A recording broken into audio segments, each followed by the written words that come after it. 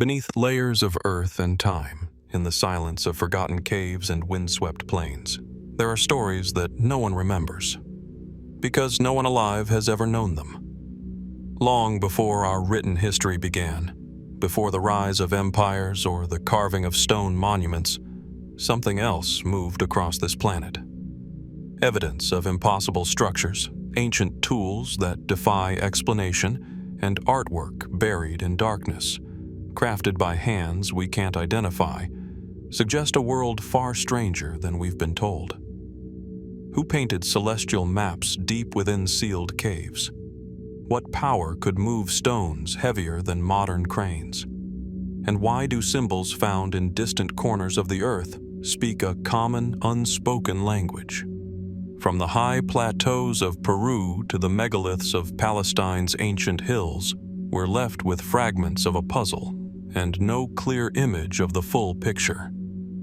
These are not myths. These are facts without explanations.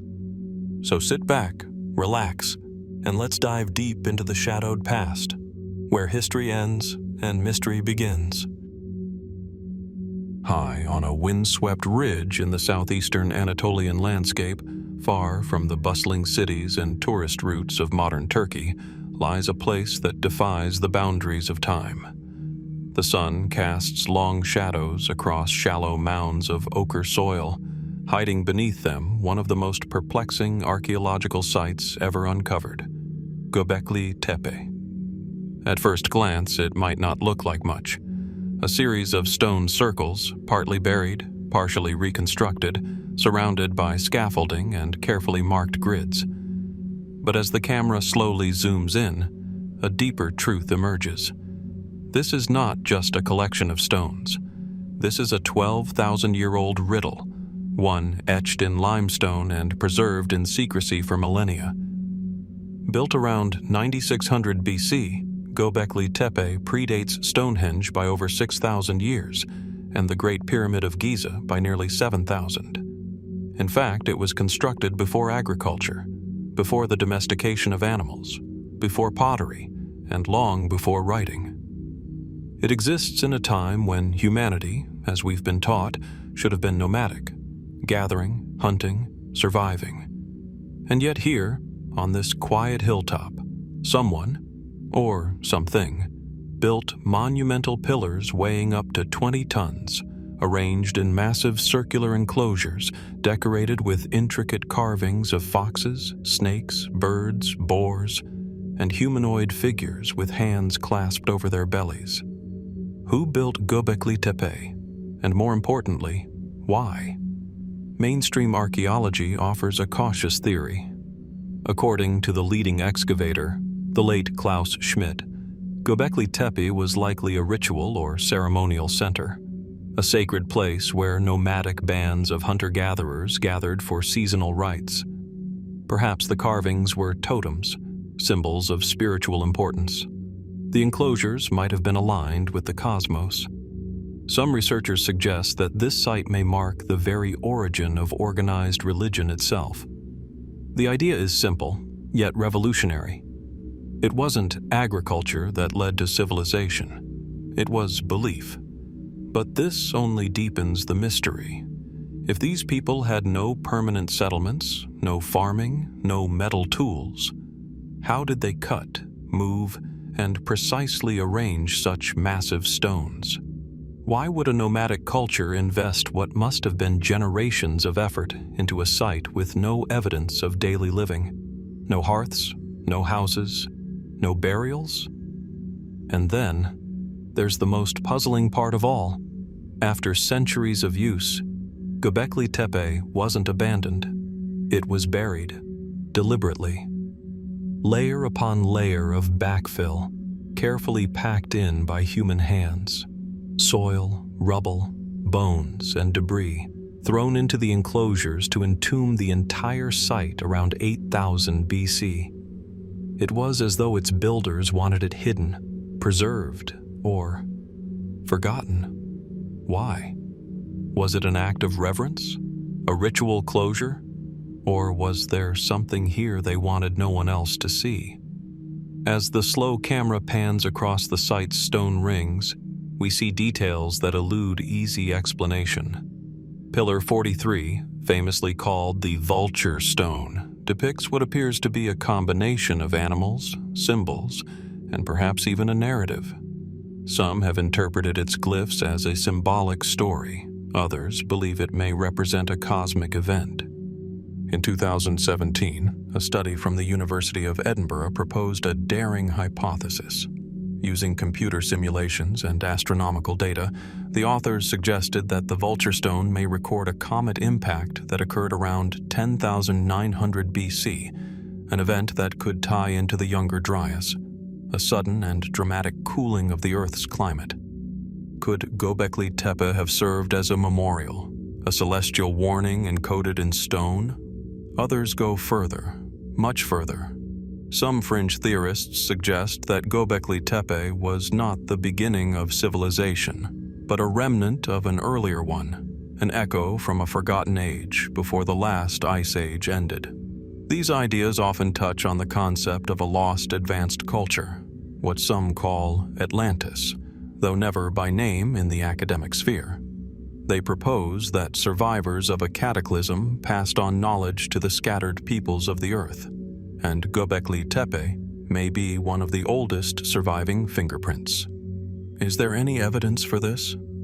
Not in the way science typically demands. No anomalous metal tools, no inscriptions in a known language, no ancient technology buried beneath the soil. And yet, there is something undeniably out of place here. How did pre-pottery, pre-agricultural people envision and execute such a large-scale architectural plan? Why do some of the carvings show symmetry, abstraction, and sophistication that seem far ahead of their time? The site itself offers more questions than answers. Beneath the known enclosures, ground-penetrating radar has revealed dozens more, still buried, untouched. What lies below may yet change everything we know. Again. And then, there's the curious matter of the region's broader context. Göbekli Tepe isn't alone. Other ancient sites, Karahan Tepe, Navali Chori, and more, have emerged in the surrounding region, each showing similar styles of construction, iconography, and spiritual focus. It suggests a network, or at the very least, a shared culture. But that culture has left behind no texts, no cities, no rulers, only stones and silence. It's tempting to fill in the blanks, to see patterns where none may exist. But perhaps it's more powerful to pause and listen to the silence. What drove early humans, armed with nothing but flint tools and bare hands, to build something so enduring, so enigmatic on this remote plateau?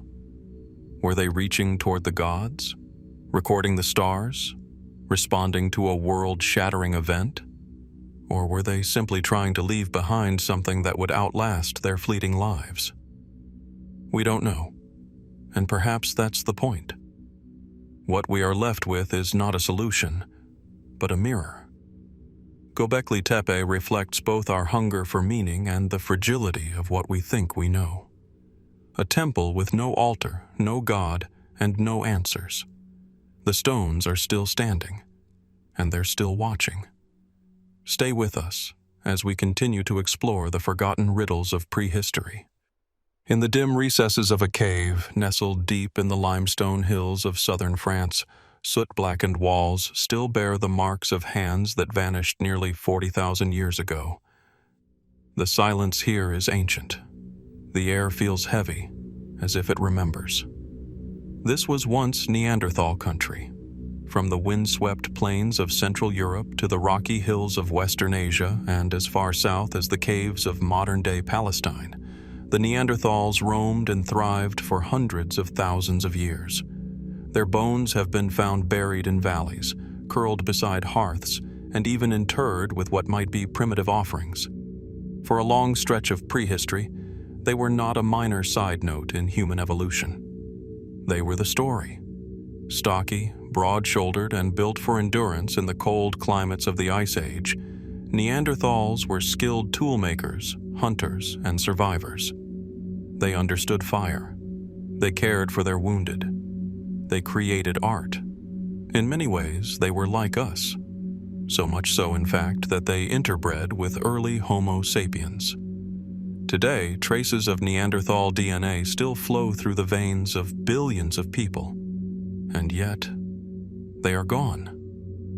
Around 40,000 BC, the Neanderthals disappeared. Not all at once, not in a single cataclysm, but over time, gradually, and seemingly everywhere at once. Their last known strongholds in Gibraltar and parts of the Near East suggest a slow retreat from a world that no longer seemed to belong to them. Why? The question lingers, unsettled, like the last embers of a dying fire. What force, what circumstance caused an entire species of humans to vanish, while another took its place? Mainstream theories point to competition. As Homo sapiens migrated out of Africa and into Neanderthal territory, they may have outcompeted them for resources. More advanced tools, broader social networks, and better adaptability to changing climates could have given sapiens the edge. Climate change is another factor. The shifting environment of the late Pleistocene brought harsh, sudden freezes and volatile weather. The ecosystems on which Neanderthals relied were disrupted. Large game animals migrated or went extinct. Forests became tundras. Survival became harder. Disease, too, has been suggested. New pathogens carried by Homo sapiens, to which Neanderthals had no immunity, may have swept through their populations, leaving devastation in their wake.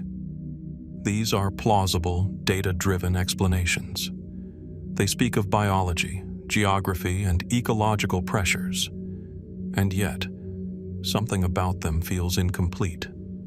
Could a species as resilient, as capable, and as long-lived as the Neanderthals really have faded so easily? Some archaeologists have noted the timing, curiously precise. The extinction of the Neanderthals corresponds almost exactly with the expansion of modern humans into their range.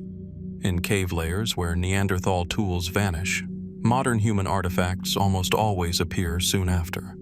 Was it peaceful coexistence, or something more violent? There are those who wonder whether Homo sapiens, despite our modern sensibilities, carried with us a deep instinct for dominance. Did we destroy them? Was their conflict silent, unwritten, and final? Others point not to war, but to absorption. If the two species interbred, could it be that the Neanderthals never truly disappeared, but were instead assimilated, generation by generation, into the rising tide of humanity? In this view, their extinction was not an end, but a transformation. Still, there are mysteries that resist neat categorization. In the caves of Shanidar, located in present-day northern Iraq, one Neanderthal skeleton was found buried beside a cluster of pollen, suggesting the possibility of a burial with flowers, a ritual act, a sign of symbolic thought.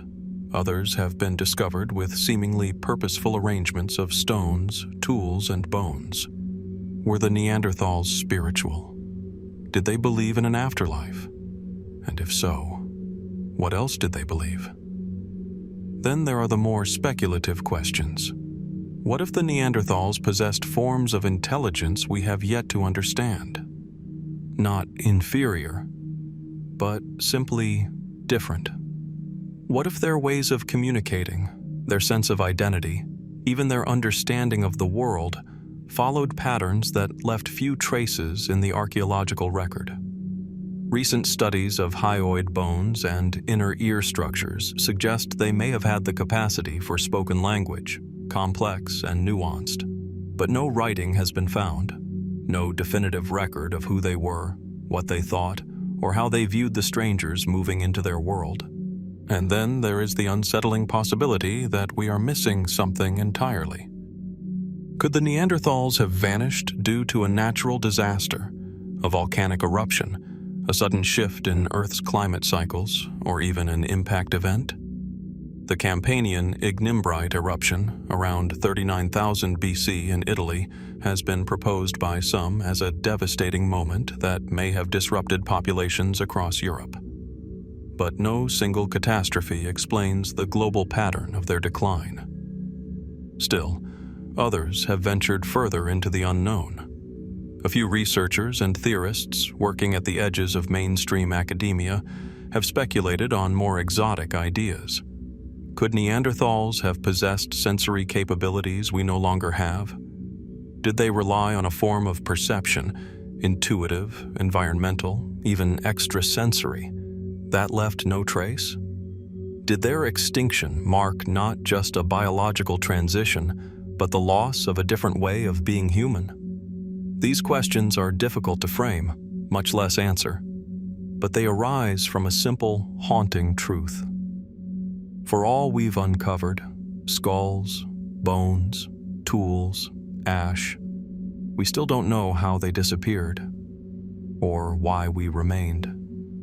There is a strange intimacy in studying the Neanderthals. They were not ancient reptiles, not primordial apes, not distant ancestors. They were us, in so many ways. They made fire, sang songs we can't hear, watched stars we still name. They buried their dead, raised their children, and, at some point, faced a future that no longer included them. In that silence, we are left with one final question. Did we inherit the world, or did we take it? Their story remains unfinished. Perhaps somewhere, deep beneath the soil, inside a forgotten cave, or locked within our very DNA, the rest of the truth still waits to be found. In the remote wilderness of southern Siberia, far from modern cities and still untouched by time, a cave opens into darkness. It is quiet here, eerily so. The forest stands watch outside, and within, time has collapsed. Layers of earth stack one over the other like forgotten pages in a book.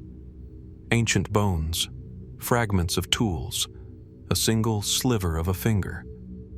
This is where the story of the Denisovans begins. Discovered only in 2008, the Denisovans are among the most enigmatic figures in the human story. Until recently, they were entirely unknown. No cave art, no tribal legends, no grand skeletal remains. Their name comes not from an ancient word, but from the cave in which a single child's finger bone was found, preserved in the icy silence for over 40,000 years. From this one fragment, just a piece of phalanx, the veil was lifted on an entire branch of the human family tree. They were not Homo sapiens, and not Neanderthals, though closely related to both. Genetic analysis would reveal that Denisovans were a distinct hominin group, part of a now vanished lineage. More astonishing still, the DNA extracted from that tiny bone revealed something even more remarkable. Traces of Denisovan genes still live on in modern humans today. Populations from Southeast Asia to the islands of Melanesia carry between 3% and 6% Denisovan DNA. In Tibet, a high-altitude gene that allows locals to survive thin air was passed down from Denisovans, proof not only of their legacy but of their adaptation to extreme environments. They weren't confined to the Siberian cold. They moved. They endured. And then, they vanished. Unlike the Neanderthals, whose remains are found throughout Europe and Western Asia, the Denisovans leave behind almost nothing. A molar, a toe bone, the jaw of a teenager found in a cave high on the Tibetan plateau. That's it. No burial sites, no settlements, no artifacts we can confidently call their own. How could an entire population of humans, genetically diverse, geographically spread, and physically robust, disappear so completely? Mainstream theories point again to absorption. Like with the Neanderthals, interbreeding with Homo sapiens may have gradually erased the Denisovans as a distinct group. Over thousands of years, through migration and genetic mixing, their identity could have been diluted until only traces remained. But if that is so, why do we find so little of them? Why is their material culture virtually invisible? Did they live in a way that left no trace? Were their tools so similar to others that we cannot distinguish them? Or is it possible that we simply haven't looked in the right places? Some researchers believe the answer lies in the vast, underexplored landscapes of Asia, regions where archaeological excavation is sparse, where tropical environments have destroyed organic material, or where political barriers have halted long-term study.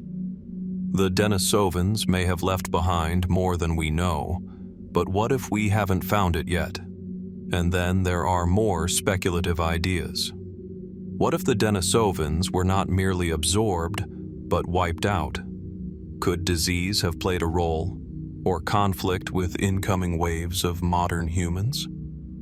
Genetic evidence hints at long periods of interaction between Denisovans and Homo sapiens, including multiple episodes of interbreeding. But history has shown that coexistence does not always mean peace. Did one group push the other aside? Silently? Systematically? Others suggest an environmental cause. The climate of the late Pleistocene was volatile. Sudden shifts in temperature, glacial pulses, and changes in sea level could have fragmented populations, cut off migration routes, and reduced food sources. In small, isolated groups, even slight pressures can lead to collapse. But what if their disappearance was not purely biological? A handful of fringe theorists have pointed to the strangeness of the Denisovans' genetic legacy. Some Denisovan genes appear only in specific populations. Others, like the EPAS1 allele found in Tibetans, offer adaptive traits that some call highly specialized. So specialized, in fact, that they raise questions about how such precise evolutionary changes occurred. Was there something about the Denisovans that defies our current understanding of early human capabilities? Some even ask whether Denisovans were more advanced than we've imagined. No stone temples, no tools of metal or writing. But what if their intelligence took another form? One that left no archaeological imprint?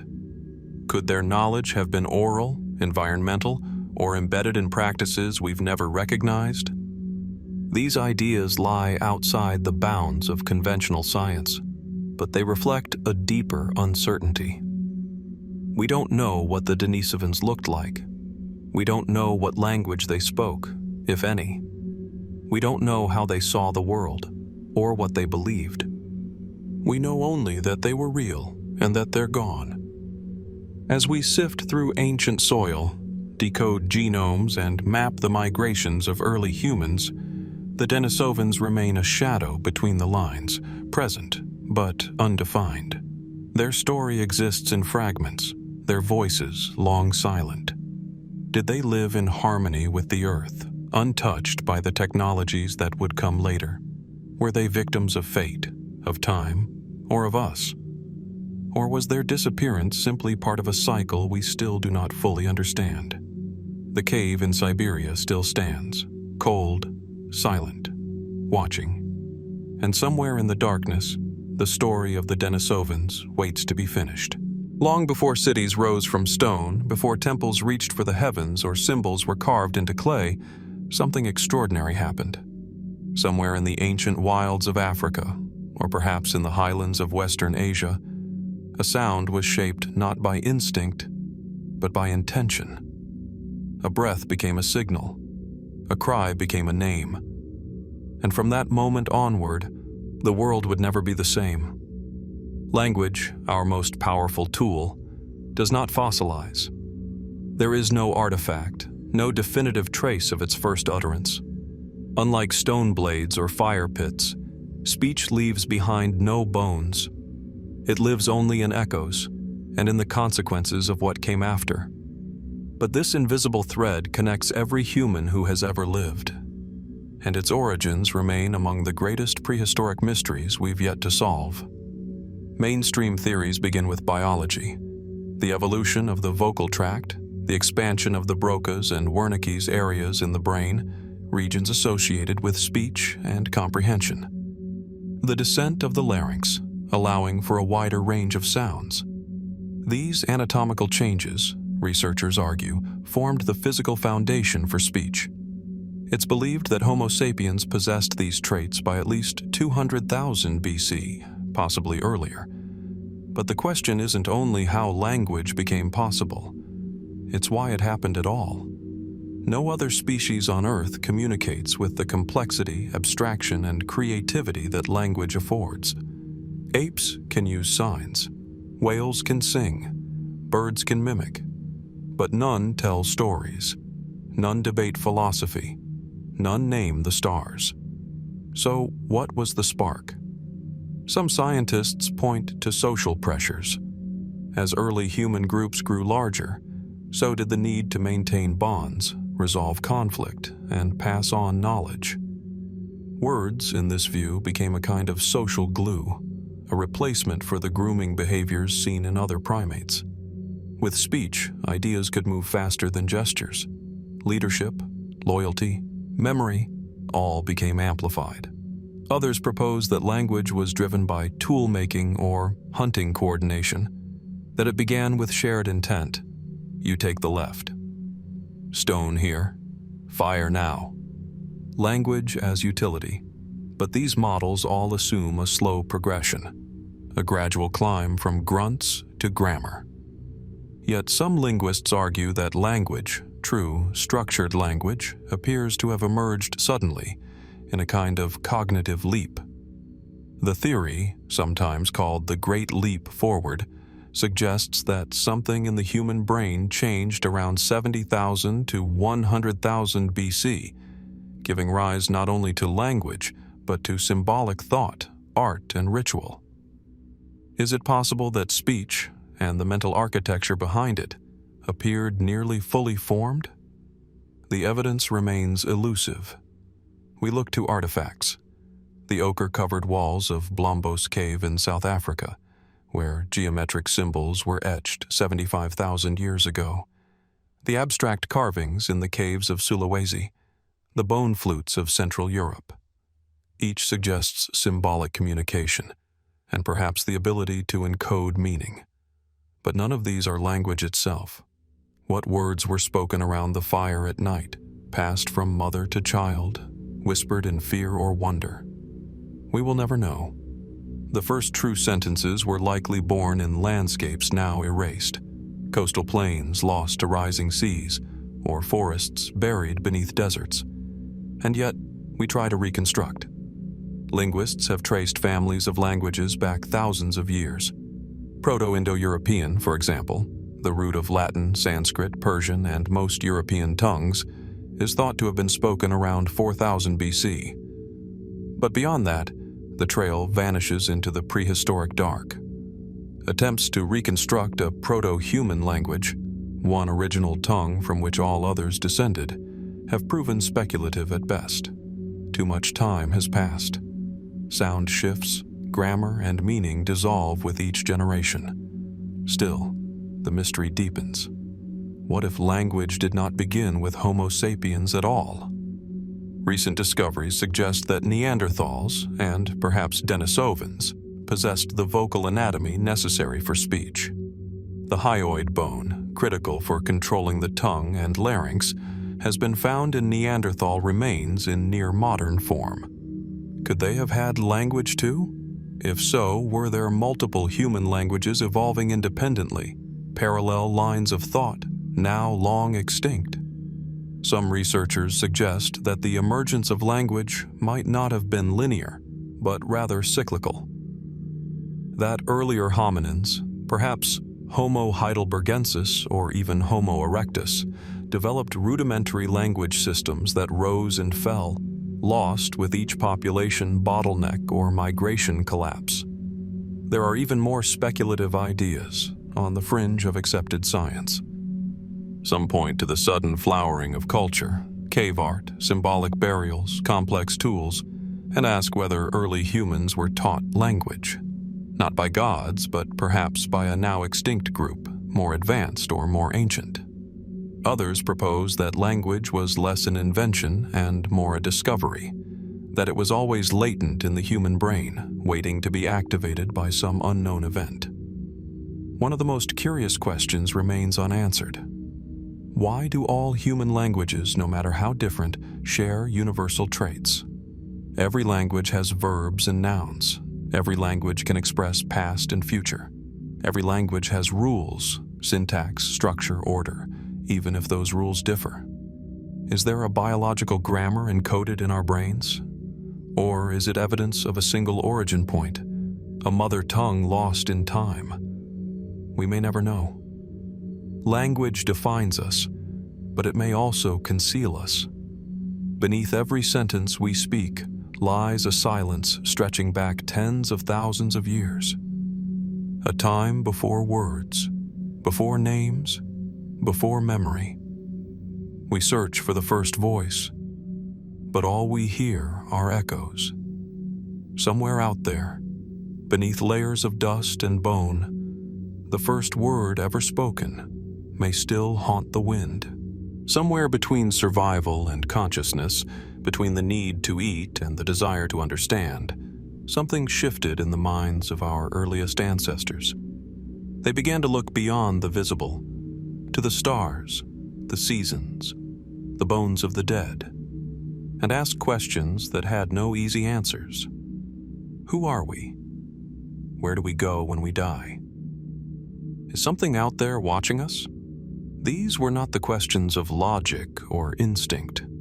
They were questions of wonder and fear, and from that fear and that wonder emerged something entirely new in the human experience: belief. But when and where did the first religion truly begin? In a cave in El Castillo, northern Spain, a red disc painted on the wall dates back at least 40,800 BC, possibly the oldest known cave art in the world. Near it, a series of hand stencils, some from Neanderthals, reach toward us across time like spectral echoes. Were these markings mere decoration, or were they acts of reverence, offerings to unseen forces, prayers? In the hills of modern-day Palestine, the site of Mount Carmel holds clues as well. Here, the remains of a woman, buried nearly 100,000 years ago, were found with deliberate placement, her bones sprinkled with red ochre, a symbol later associated with blood, life, and transformation. Was this a form of ritual? A spiritual preparation for another world? Such findings suggest that religion, however primitive, preceded agriculture, cities, and writing. It may even have come before language itself. Mainstream scholars generally define religion as a system of belief in supernatural forces, often involving ritual, symbolism, and moral codes. But in the prehistoric record, we find only fragments: burial practices, pigment use, carvings, statues. Silent clues, but no texts, no creeds, no scriptures. So what did the first religion look like? Some theorize that it began with animism, the belief that everything in nature has a spirit: the wind, the river, the mountain, the deer hunted for food. In this worldview, the earth was not a backdrop, but a living entity, filled with intention. It was not a distant god in the sky, but a network of forces all around. Respecting the hunt, honoring the dead, and fearing the storm, these weren't separate practices, but deeply entwined in early spiritual life. Others suggest ancestor worship may have been the starting point. As humans began to bury their dead with care, it's possible they began to sense a lingering presence, something that continued beyond the body. Were the spirits of ancestors believed to guide or judge the living? Did the earliest communities gather at burial sites to seek wisdom or protection? One of the most compelling archaeological finds comes from modern-day Germany, in the Schanadar Cave, where a Neanderthal skeleton, dating back nearly 60,000 years, was found with evidence of pollen from several types of flowers. This has led some to believe in the possibility of ritual burial, and perhaps even a proto-religious worldview among our extinct cousins. But there is another layer to the mystery, one etched in stone. At the ancient site of Göbekli Tepe in southeastern Turkey, massive T-shaped pillars stand in carefully arranged circles. Dating to nearly 9600 BC, this temple complex appears to predate agriculture by centuries. Some of the pillars are carved with animals, abstract symbols, and anthropomorphic figures. Yet there are no signs of domestic living, no homes, no hearths. Why build such a structure in a time when survival itself was still so fragile? Archaeologists believe Göbekli Tepe was a ritual center, possibly one of the world's first known religious sites. But what was worshipped there? The stars? The dead? Animal spirits? A creator? Some researchers believe this was a site of death cults, where the dead were honored or even communed with. Others see it as a center of astral worship, with alignments that may correspond to constellations or solstice events. There are even theories that suggest the rituals performed here were meant to maintain cosmic balance, a sacred task passed down through generations. Then there are more speculative interpretations. Some fringe theorists propose that early religion was not invented, but revealed, perhaps through altered states of consciousness induced by plants, fasting, or rhythmic movement. Could the first gods have emerged not from theology, but from visions, shared hallucinations interpreted as messages from beyond? Was the cave not only a shelter, but a womb of transformation where the shaman returned from darkness with sacred knowledge? Still others have wondered whether early humans inherited religious knowledge from an earlier forgotten civilization, one whose influence shaped the mythologies that came much later in Mesopotamia, Egypt, and the Indus Valley. A lost origin point where the first sacred truths were whispered and then forgotten. Yet, for all we theorize, we are left with profound uncertainty. No matter how many bones we unearth or symbols we decipher, we cannot access the inner world of the people who made them. We cannot ask them what they felt as they placed red ochre on the face of the dead. We cannot know what prayers they might have murmured to the wind or what dreams stirred their sacred fires. What we do know is that the capacity for religion runs deep. So deep, in fact, that it may be older than we are. It may have shaped our brains, our language, our sense of time, and our understanding of morality. It may have been the force that bound early groups together, that gave meaning to suffering, and that made us, in a very real sense, human. Was the first religion born in firelight and fear? Or was it a sudden revelation, a moment of stillness when the world itself seemed to speak? The truth may remain buried, or perhaps it still waits, just beyond the edge of memory. In the blue silence of the Aegean Sea off the coast of Antikythera, a storm-tossed ship lay hidden beneath layers of coral, salt, and thyme. Its wooden hull long since rotted away. The vessel's bones rested quietly, forgotten since it sank more than 2,000 years ago. It wasn't until 1901, when sponge divers accidentally discovered the wreck, that the mystery began to unfold. Among the statues, amphorae, and shattered bronze, one artifact stood out, not because of its grandeur, but because of its intricacy. Corroded and fragmented, it appeared at first to be a lump of metal fused to wood. But within that broken shape lay something astonishing. A complex system of interlocking gears, dials, and inscriptions. A device so sophisticated, it would take more than a century to begin to understand it. This was the Antikythera mechanism, an ancient object that continues to defy everything we thought we knew about the capabilities of the ancient world. Mainstream archaeology dates the device to somewhere between 150 and 100 BC. It is believed to have been crafted during the Hellenistic period, possibly on the island of Rhodes, a center of astronomical learning. Through X-ray imaging and years of study, experts have determined that the Antikythera mechanism was an analog computer designed to predict celestial positions, eclipses, and the cycles of the moon and planets. Some call it the world's first computer. Yet, even that description feels inadequate. The mechanism consists of more than 30 bronze gears, some with teeth cut so precisely they rival the standards of modern machining. It uses a differential gear, a component previously thought to have been invented in the 16th century. Its front face showed the movement of the sun, moon, and possibly planets through the zodiac. Its back displayed calendars, eclipse cycles, and even a dial for the timing of the Olympic Games. This was not a toy, nor a novelty. It was a functional, scientific instrument, operating with a level of engineering complexity unseen for over 1,000 years afterward. In fact, after the Antikythera mechanism vanished from historical memory, nothing like it would appear again until the development of elaborate astronomical clocks in medieval Europe. So, the question emerges: who built it, and where did that knowledge come from?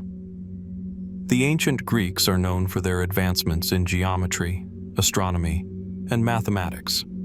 Thinkers like Archimedes, Hipparchus, and Ptolemy laid the groundwork for much of Western science.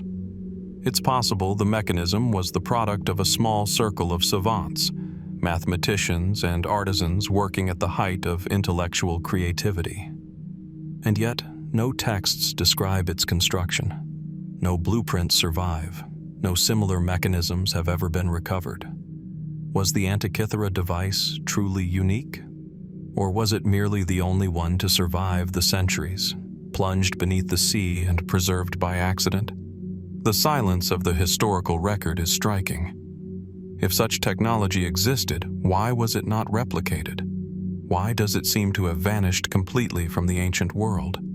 Some believe the answer lies in the fragility of knowledge, that the fall of the Roman Empire, the burning of libraries, and the fragmentation of the classical world may have erased entire chapters of innovation. In this view, the Antikythera mechanism is not an outlier, but a survivor. Others, however, suggest the implications run deeper. Could it be that the ancient world was far more technologically advanced than we currently accept? Not in terms of electronics or industry, but in precision craftsmanship, mathematical theory, and mechanical design? Were there schools of thought, lost now, capable of merging science, art, and engineering in ways we are only beginning to rediscover? More speculative voices have asked whether the device's knowledge was entirely homegrown. The level of abstraction required to construct such a machine, predicting celestial cycles across decades with gears and dials, has led some to wonder: was the knowledge inherited? Could it have originated from an older culture, now lost to time? Some have pointed toward Egypt, Mesopotamia, or even pre-Greek Minoan traditions as sources of astronomical data that might have informed the mechanism's functions. Others stretch further, imagining the influence of a forgotten seafaring civilization, one whose legacy lived on only in fragments, myths, and mechanisms. There are even more fringe theories: that the device is evidence of knowledge seeded by advanced beings, that it came not from below, but from above. These ideas lie outside the realm of academic consensus, but they reflect a common intuition that something doesn't add up. How could such complexity arise in isolation and then disappear without a trace? Today, the Antikythera mechanism is housed in the National Archaeological Museum in Athens. Encased in glass, split into oxidized fragments, it sits like a riddle in bronze. Scholars have digitally reconstructed much of its workings, but some parts remain missing. The upper gears, the full inscriptions, perhaps even entire functions lost to corrosion and time. What secrets might have once turned beneath its wheels? What knowledge did its dials point toward? We now understand more than we did a century ago, but we are still only guessing. Was this device the product of forgotten genius, or a glimpse of an ancient world far more connected, far more capable than we dare imagine? The wreck off Antikythera may yet hold more fragments, and perhaps, somewhere in the sands of another seabed, another machine still waits, waiting to turn again. Here in the cold heart of the Eurasian wilderness, time stretches deep. Beneath the moss, below layers of waterlogged earth, something ancient once waited, encased in the dark stillness of a peat bog for over 10,000 years. In 1894, laborers digging near the Shigir peat bog stumbled upon a strange, elongated object buried beneath the mire. At first glance, it appeared to be a carved log, tall, straight, and weathered with age. But on closer inspection, it revealed something far more extraordinary. An intricately carved wooden figure, unlike anything archaeologists had ever seen. Now known as the Shigir Idol, this enigmatic statue is the oldest known wooden sculpture in the world, dated to roughly 9,600 BC. That's older than the Egyptian pyramids, older than Stonehenge, older even than most known examples of agriculture or metallurgy. It predates what we consider the dawn of civilization, and it raises a haunting question: who carved it, and why? Standing over 5 meters tall in its original form, though only about 3.4 meters survive today, the Shigir Idol is constructed from a single larch tree, felled and shaped using stone tools. Its surface is covered in geometric designs, zigzags, chevrons, and looping patterns that snake along its body. Some parts display human-like faces, flat, mask-like, expressionless. Others appear animalistic. The figures are abstract, repetitive, yet deliberate. They seem to encode something, though what exactly remains a mystery. Mainstream archaeologists have proposed several theories. Some believe the idol was religious in nature, a totem or deity associated with the spirit world of Mesolithic hunter-gatherers. The use of peat bogs, which preserve organic material by sealing it in an oxygen-starved environment, may indicate a sacred or ceremonial burial of the object. Perhaps the bog itself was viewed as a liminal space, a boundary between the living and the dead. Others suggest the carvings could represent a cosmology, a symbolic map of the universe, or a narrative of creation. The repetition of motifs might hint at mythological cycles, tribal laws, or even ancestral lineages passed down orally over generations. If true, the idol would not merely be an artwork, but a form of written communication, long before the invention of any formal script. The real challenge, however, lies in interpretation. The Shigir Idol comes from a time so distant that it precedes recorded memory. Its creators left no texts, no tools, no villages behind, only this lone monument. We don't know what language they spoke. We don't know what they believed. All we have is this statue and its silent symphony of patterns. Some anthropologists have pointed out similarities between the Shigir motifs and other Mesolithic cultures across Eurasia.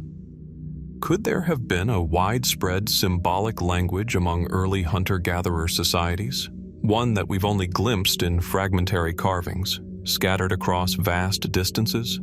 Or was this statue entirely unique to the Ural region, an isolated cultural expression that, by sheer preservation, survived the march of time? And if this was a one-of-a-kind creation, what drove its construction? It's worth remembering that wood does not typically last more than a few centuries. Without the unique conditions of the Shigir bog, the idol would have rotted away, leaving no trace. Which leads to a provocative thought.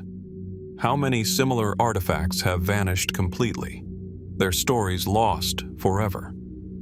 Is it possible that what we call prehistory was far more sophisticated, far more symbolic than we currently understand? As our understanding of the Shigir Idol has grown, so too has the speculation surrounding its purpose.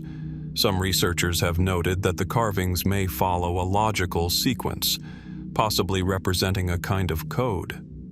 Could the idol contain encoded messages? If so, are we dealing not just with early art, but with an attempt at structured symbolic communication? And what if the idol was not purely spiritual, but astronomical in function? Certain fringe theorists have proposed that the geometric designs might correspond to constellations or celestial events. The upright form of the statue, combined with its symmetrical design and repeated shapes, has led some to imagine it as a kind of primitive observatory marker, a calendar carved in wood, aligned with solstices or equinoxes. More radical voices even suggest that the Shigir Idol is a remnant of a lost civilization, a culture advanced in ways that history has failed to acknowledge. A society wiped out by the end of the last ice age, whose knowledge survived in symbolic relics like this one. This view, while outside academic consensus, echoes a recurring theme in ancient mysteries, that the past is deeper, darker, and more layered than we're comfortable admitting. There is also the striking emotional power of the idol itself. Visitors to the Sverdlovsk Regional Museum in Yekaterinburg, where it is now housed, often report a strange sensation when standing before it, a feeling of being watched or measured by something unknowable. Its blank faces, carved in rows one above the other, seem to stare through time. Who were these faces meant to represent? Gods, spirits, ancestors, or something else? What were they meant to convey to the people who once gathered before it thousands of years ago?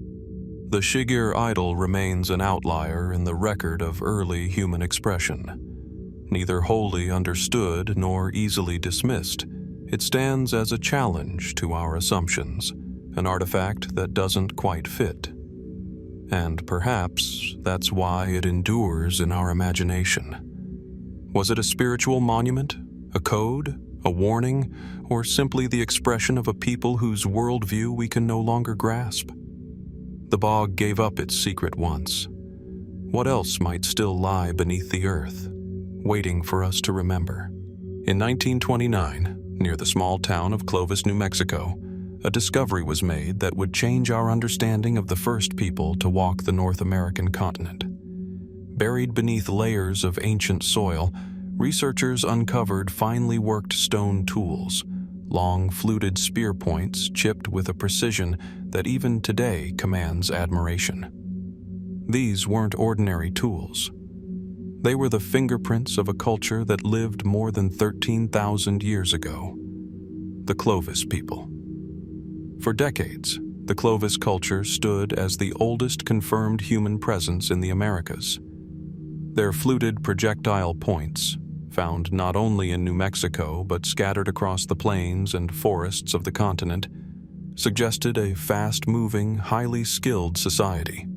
They hunted mammoths and mastodons. They left behind bones and stone, but little else. Then, somewhere between 10,900 and 10,500 BC, they vanished. No gradual decline, no clear signs of migration or transformation into another culture. Just disappearance. What happened to the Clovis people? At first, archaeologists believed they had found the first Americans, a population that had crossed the Bering Land Bridge from Siberia into Alaska, gradually spreading southward and establishing camps, settlements, and hunting ranges. Their tools were distinctive, widespread, and for many years unmatched in age or sophistication. But the mystery deepened as new discoveries emerged. Sites like Monte Verde in southern Chile and Meadowcroft Rock Shelter in Pennsylvania hinted at human presence long before Clovis, thousands of years earlier in some cases. These pre-Clovis findings shattered the old model of a single migration and forced scholars to ask harder questions. Were the Clovis people truly the first? or were they one group among many? And if they weren't alone, then why did their tools spread so far so quickly? Was Clovis a cultural innovation, a technological revolution that spread from group to group rather than a single expanding population? And still, the core question remains: what caused their sudden disappearance? The most accepted theory is environmental change. Around 10,800 BC, the planet entered a sudden and severe cooling period known as the Younger Dryas. Temperatures plummeted, ecosystems collapsed. Megafauna, mammoths, mastodons, saber-toothed cats, vanished in waves. If the Clovis people depended heavily on these large animals for survival, then the extinction of their prey could have spelled their own end. But is that the whole story? Some researchers propose that the Clovis were simply absorbed, that their culture merged into other, more regionally distinct groups as the environment changed and populations shifted. Their tools disappeared, but the people lived on, transformed by time. Others suggest a more catastrophic event. One of the more controversial theories is the Younger Dryas impact hypothesis. The idea that a comet or fragments of a comet struck Earth around 10,800 BC, triggering widespread fires, climate collapse, and the extinction of the Clovis culture. Black mats of carbon-rich soil found in multiple Clovis-associated sites lend a haunting weight to this idea. These layers contain microscopic spherules and high levels of platinum, possible indicators of an extraterrestrial event. But critics argue that the evidence is circumstantial. No confirmed crater, no global layer of impact debris. And so, the debate continues. Meanwhile, some voices drift further from the mainstream. Could the Clovis culture represent the fading edge of an even older civilization, now lost beneath ice and time? If pre-Clovis peoples existed, and they did, could Clovis be a resurgence, a revival of forgotten knowledge after a cataclysmic event? And what of the tools themselves? Clovis points are so finely made, so uniform, that some experts wonder whether they reflect a shared ideology, not just practical technology. Were the Clovis people bound by more than just the hunt? Did they see the world in patterns, rituals etched in stone? At the Galt site in Texas, archaeologists uncovered tens of thousands of stone artifacts from a pre-Clovis context, carefully made, systematically organized, suggesting not chaos, not chance, but design. Perhaps Clovis was a high point in a longer, deeper human journey in the Americas, now only partially visible through the broken glass of time.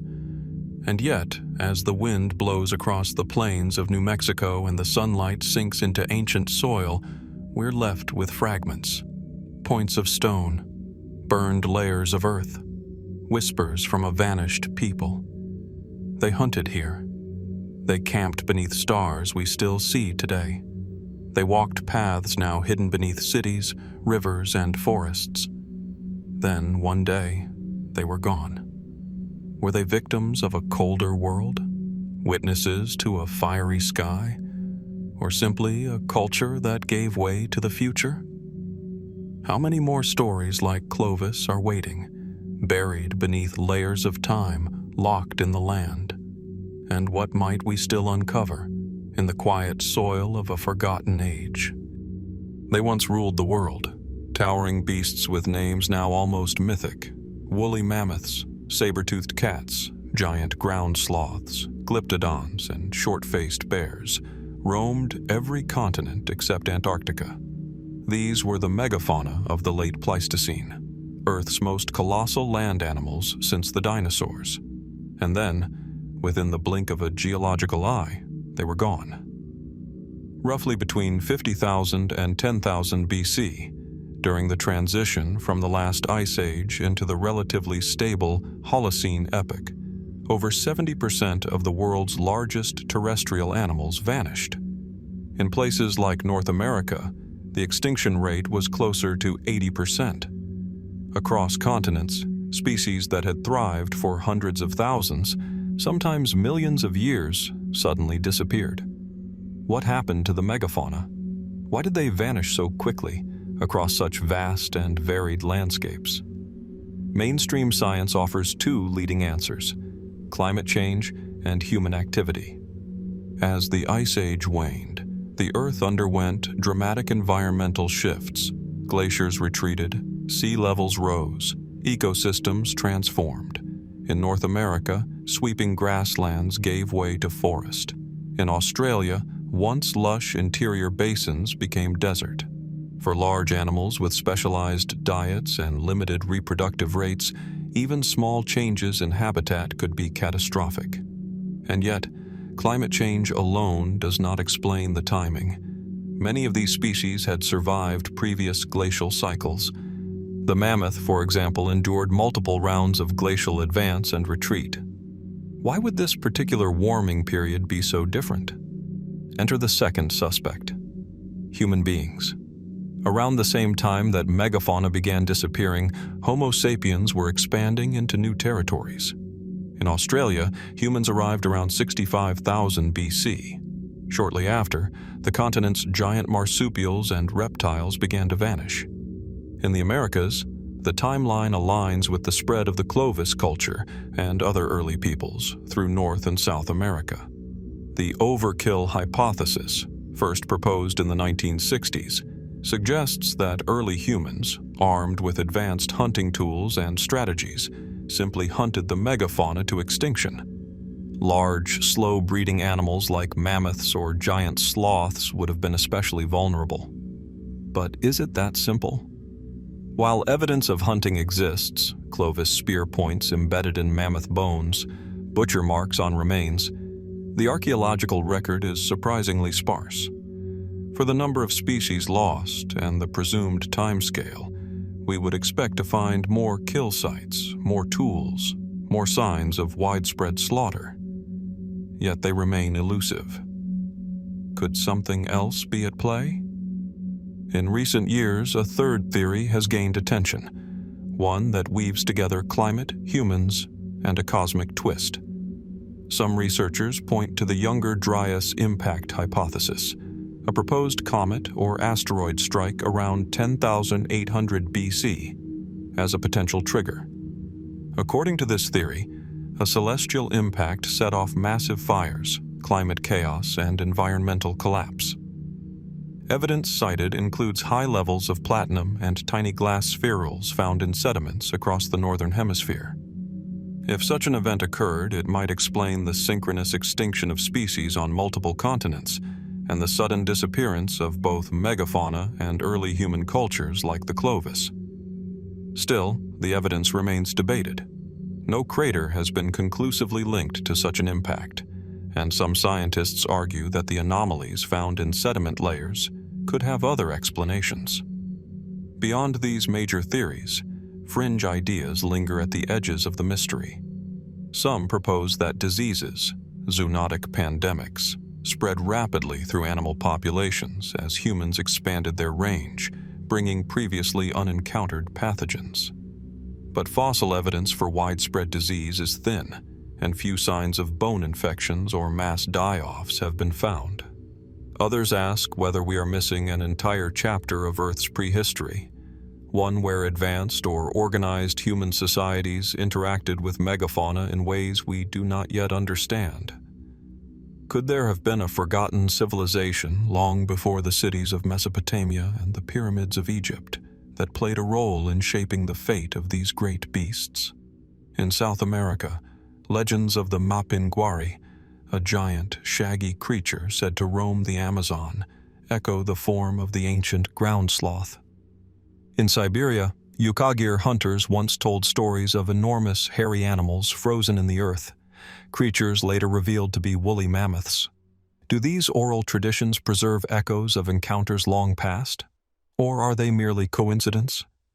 Even today, the frozen north occasionally yields mummified mammoths, their skin and fur intact, their stomachs still holding half-digested grass. In 2013, one such discovery in Siberia was so well preserved that fresh blood was reportedly extracted. What could such pristine remains still reveal about their extinction and the world they inhabited? And in the Andes, Australian outback, and African plains, ancient cave paintings depict animals now long gone. Were these the final memories of a world in collapse?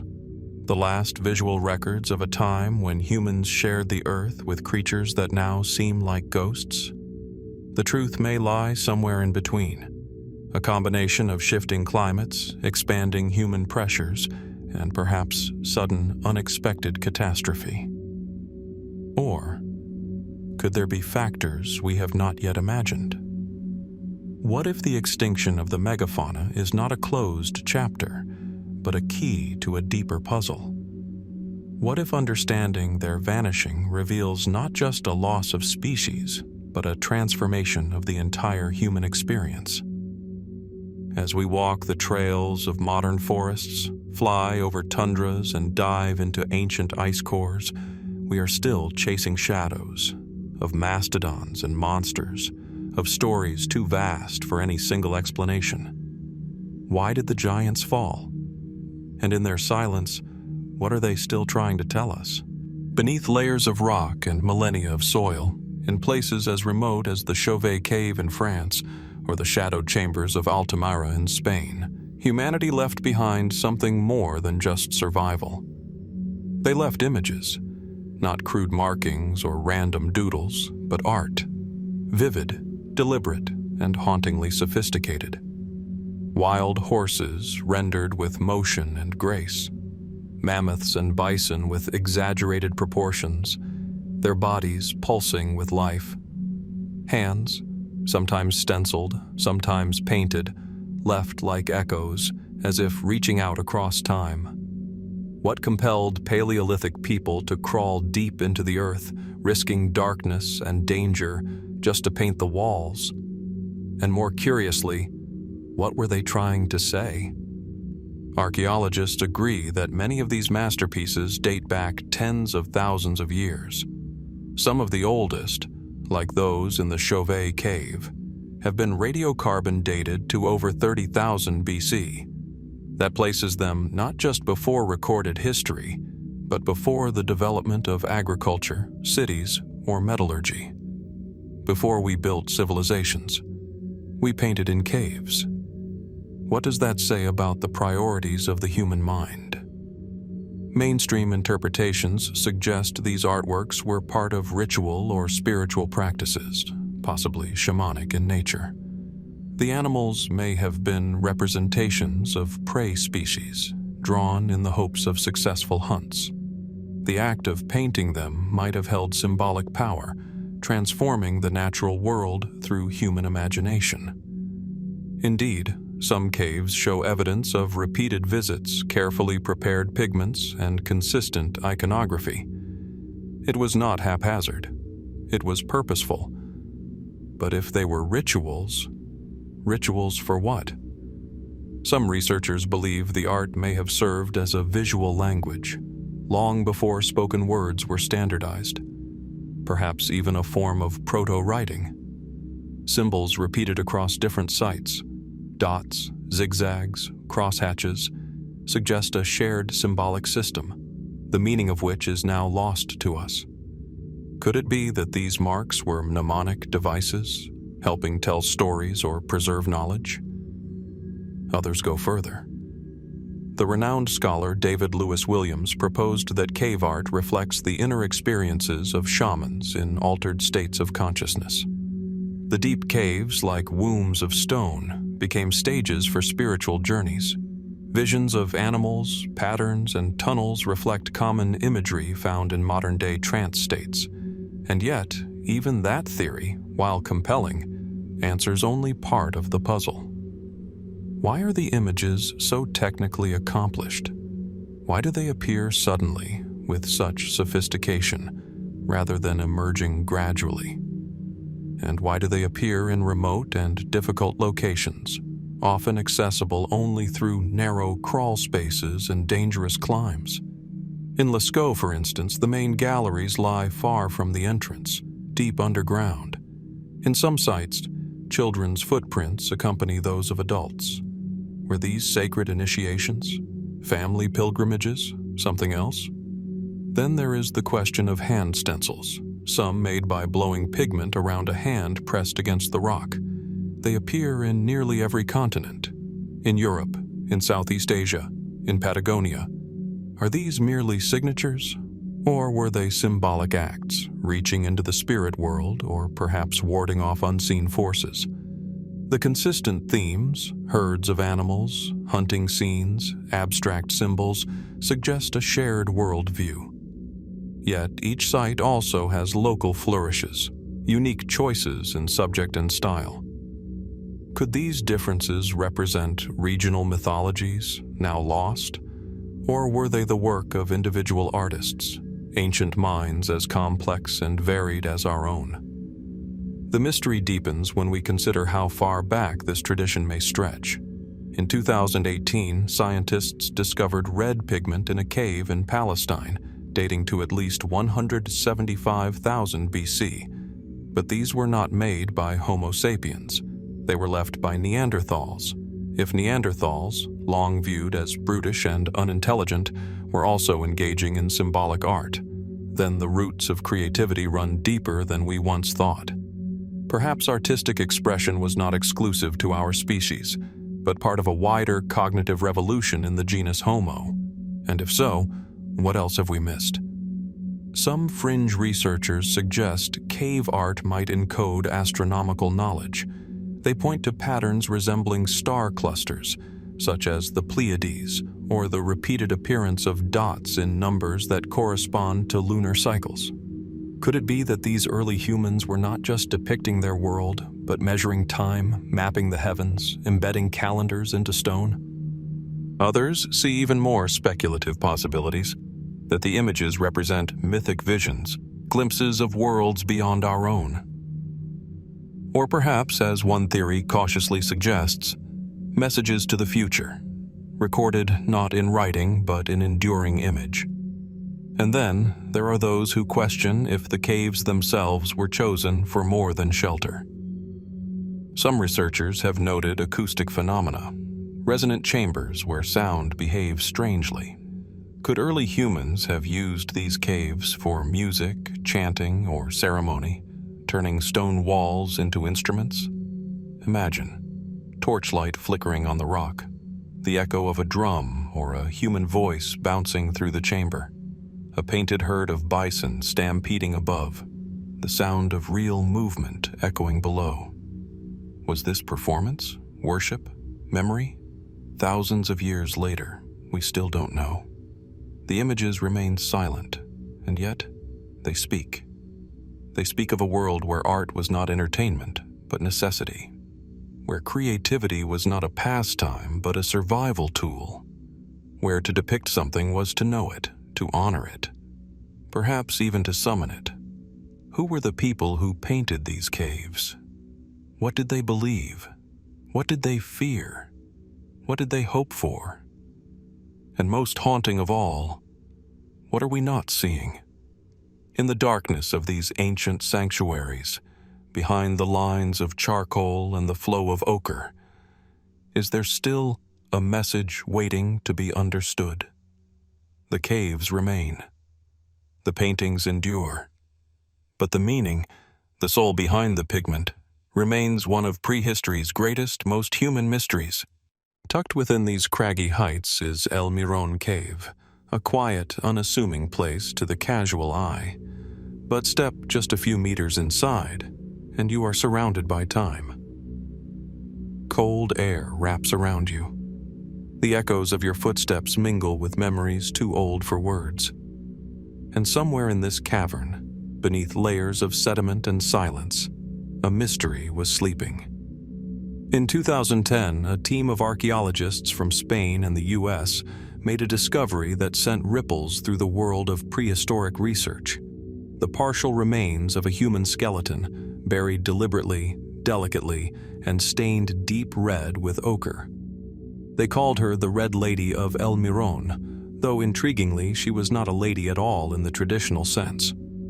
The remains belonged to a woman of about 35 to 40 years old, interred more than 18,500 years ago during the Magdalenian period of the Upper Paleolithic. But it wasn't just the age of the burial that astonished researchers. It was the ritual and the many questions it raised. Why this woman? Why this cave? Why this elaborate treatment at a time when most bodies from the Paleolithic were left unburied or placed in simple graves? Her bones were laid in a small pit near the back of the cave, a spot archaeologists believe may have held symbolic or ceremonial importance. Around her, red ochre had been sprinkled in a thick layer, staining not just her bones, but the earth itself. Ochre has long been associated with ritual, transformation, and possibly even the concept of rebirth. And yet, there were no grave goods, no tools, no ornaments, no carvings. Nothing to suggest a status that would warrant such a unique burial. Was she a spiritual figure, a matriarch, a healer, or perhaps someone whose death marked a turning point for her people? Her grave was sealed with a large slab of limestone, perhaps a marker or a protective cover.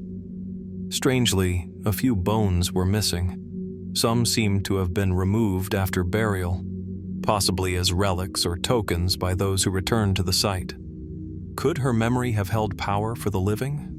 A decade of study has yielded rich scientific data, DNA analysis, isotope studies, careful examination of the sediment layers. We know she lived on a hunter-gatherer diet, likely dependent on red deer and ibex. Her people ranged across harsh glacial landscapes, surviving by their wits and tools alone. But science stops at a certain line. It cannot yet tell us what she meant to those who buried her. Was this an early form of religion? A funerary rite expressing belief in an afterlife? If so, what did they imagine lay beyond? Or could it have been a communal act of memory, a way to keep someone beloved tethered to the world? Intriguingly, around 1,000 years after her burial, the cave seems to have become a site of activity once more. Hearths appear, but no one disturbed her grave. Instead, it seems the burial space was respected, perhaps even visited. Is it possible the Red Lady became a kind of ancestor figure, her presence embedded into the mythology of her group? Some researchers wonder if the ochre itself held more than just aesthetic value. In many ancient cultures, red ochre symbolized life, blood, and transformation. To paint the dead in red was to acknowledge a journey, not just an end. But even this interpretation leads to more questions than answers. Why is the Red Lady one of only a handful of known formal Paleolithic burials in Western Europe? Why, in an era where preservation was rare, did this one woman receive such treatment? And perhaps most curious of all, why here? El Mirón is not a particularly massive or central site compared to other Paleolithic locations. Yet her grave lies in a place that suggests importance, a point of convergence between symbolic location, ritual space, and ancestral memory.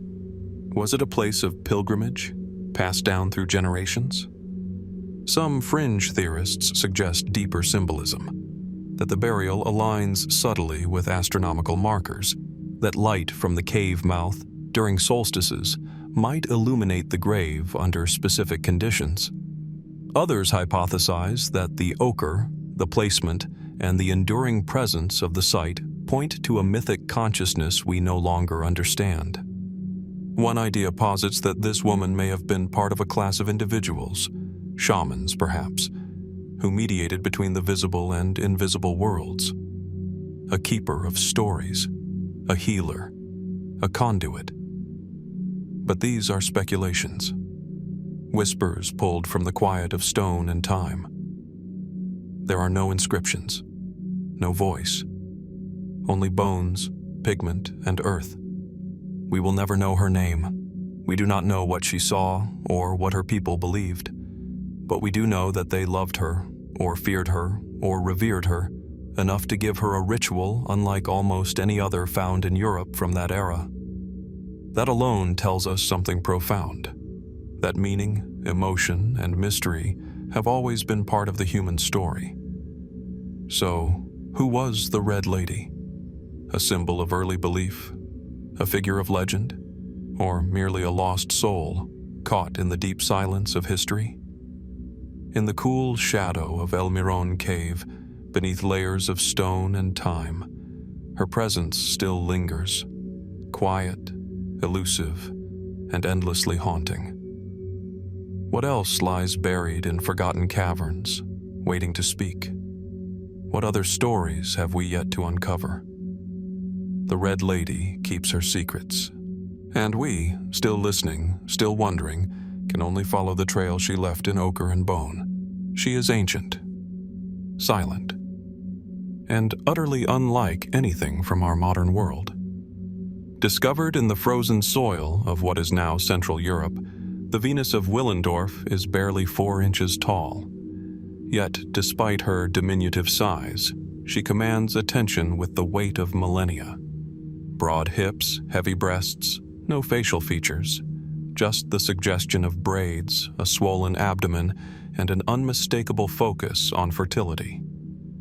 She was carved around 25,000 years ago during the Gravettian culture, in a time when mammoths roamed the tundra and glaciers stretched across much of the northern hemisphere. But she is not alone. Across the vast Ice Age landscapes, from the Pyrenees to Siberia, from northern Italy to the plains of modern-day Palestine, over 200 similar figurines have been found. They vary in material, stone, ivory, clay, and in detail. Some are abstract, others more anatomically precise, but nearly all share one defining trait. They depict the female form in a highly stylized, often exaggerated way. What were these figurines for? Who made them? And why? These are the questions that have fascinated archaeologists, historians, and artists for more than a century. Most were discovered not in tombs or temples, but in caves, cliff shelters, or ancient campsites, buried among bones, tools, and the refuse of survival. Some were clearly portable, small enough to carry in a pouch or hang on a cord.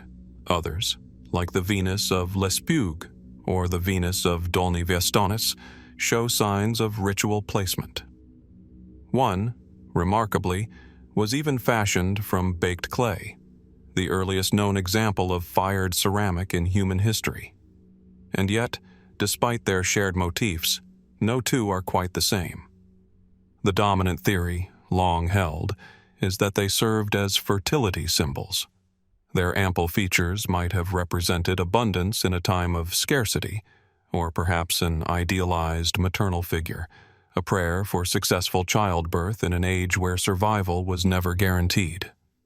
For early humans battling ice, hunger, and extinction, the female body, capable of bearing life, may have represented not just hope, but power. But does this explanation truly capture their full purpose? There is no definitive evidence to tell us how these figurines were used. No texts, no oral traditions, only the figures themselves and the contexts in which they were found. Some scholars have suggested they may have been self-portraits, crafted by women looking down at their own bodies. This could explain the lack of facial features, the enlarged breasts and bellies, and the angle of the body's curvature. Others argue they could be protective talismans, worn or carried to safeguard the bearer against harm. If so, were they personal objects, or did they serve a communal function? And then there are the more speculative ideas, those that push against the limits of mainstream archaeology without veering into fantasy. Could these figurines represent deities, early incarnations of a Mother Earth or great goddess figure, revered long before structured religion?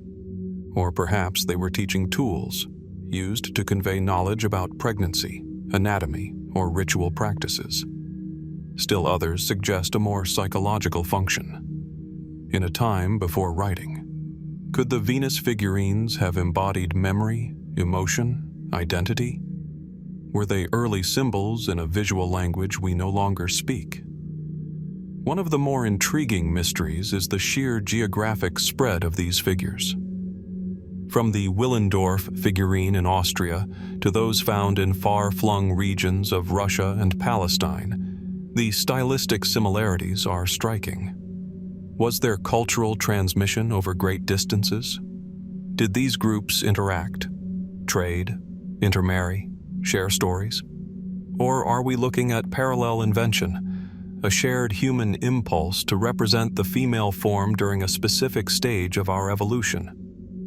And yet, as we contemplate these mysteries, we must also confront our own biases. The term Venus, applied by 19th century archaeologists, implies a connection to the Roman goddess of love and beauty, a label that imposes modern concepts onto prehistoric artifacts. These figurines predate Rome by more than 20 millennia.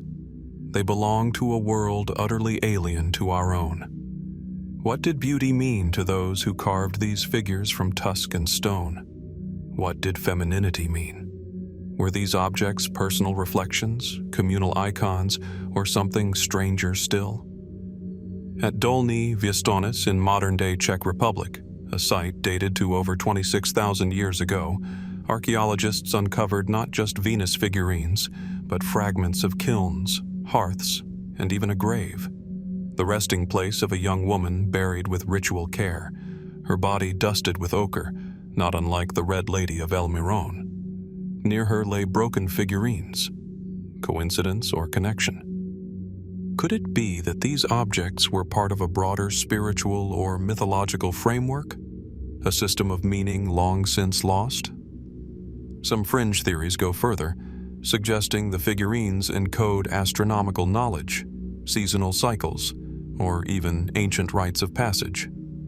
Others hypothesize connections to shamanism, altered states of consciousness, or prehistoric storytelling traditions.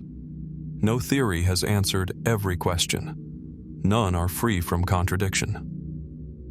What we do know is this: the people who created the Venus figurines were not primitive. They were capable of fine craftsmanship, abstract thinking, and symbolic representation. They lived in a world of harsh conditions, but also of imagination, ritual, and meaning. She does not speak, but she communicates something deeper, a silent message across time. Was she sacred? Was she personal? Was she art or magic? We may never know, but her presence, multiplied across continents and centuries, invites us to listen, to wonder, to ask not only who we are, but who we were, when the world was ice and we carved meaning from stone. What dreams did they dream in the dark of the cave? What stories did they tell beside the fire? And how many still sleep beneath the earth waiting to be found? Scattered across the ancient delta plains of the Diki region, nestled amid tangled vegetation and remote banana plantations, lie hundreds of stone spheres. Perfectly round, weathered by time, and eerily still. Some weigh several tons, while others are small enough to lift. They are smooth to the touch, sometimes polished, carved from solid granodiorite or gabbro stone, and they seem deliberate, purposeful, as if once arranged by a guiding hand with meaning now lost.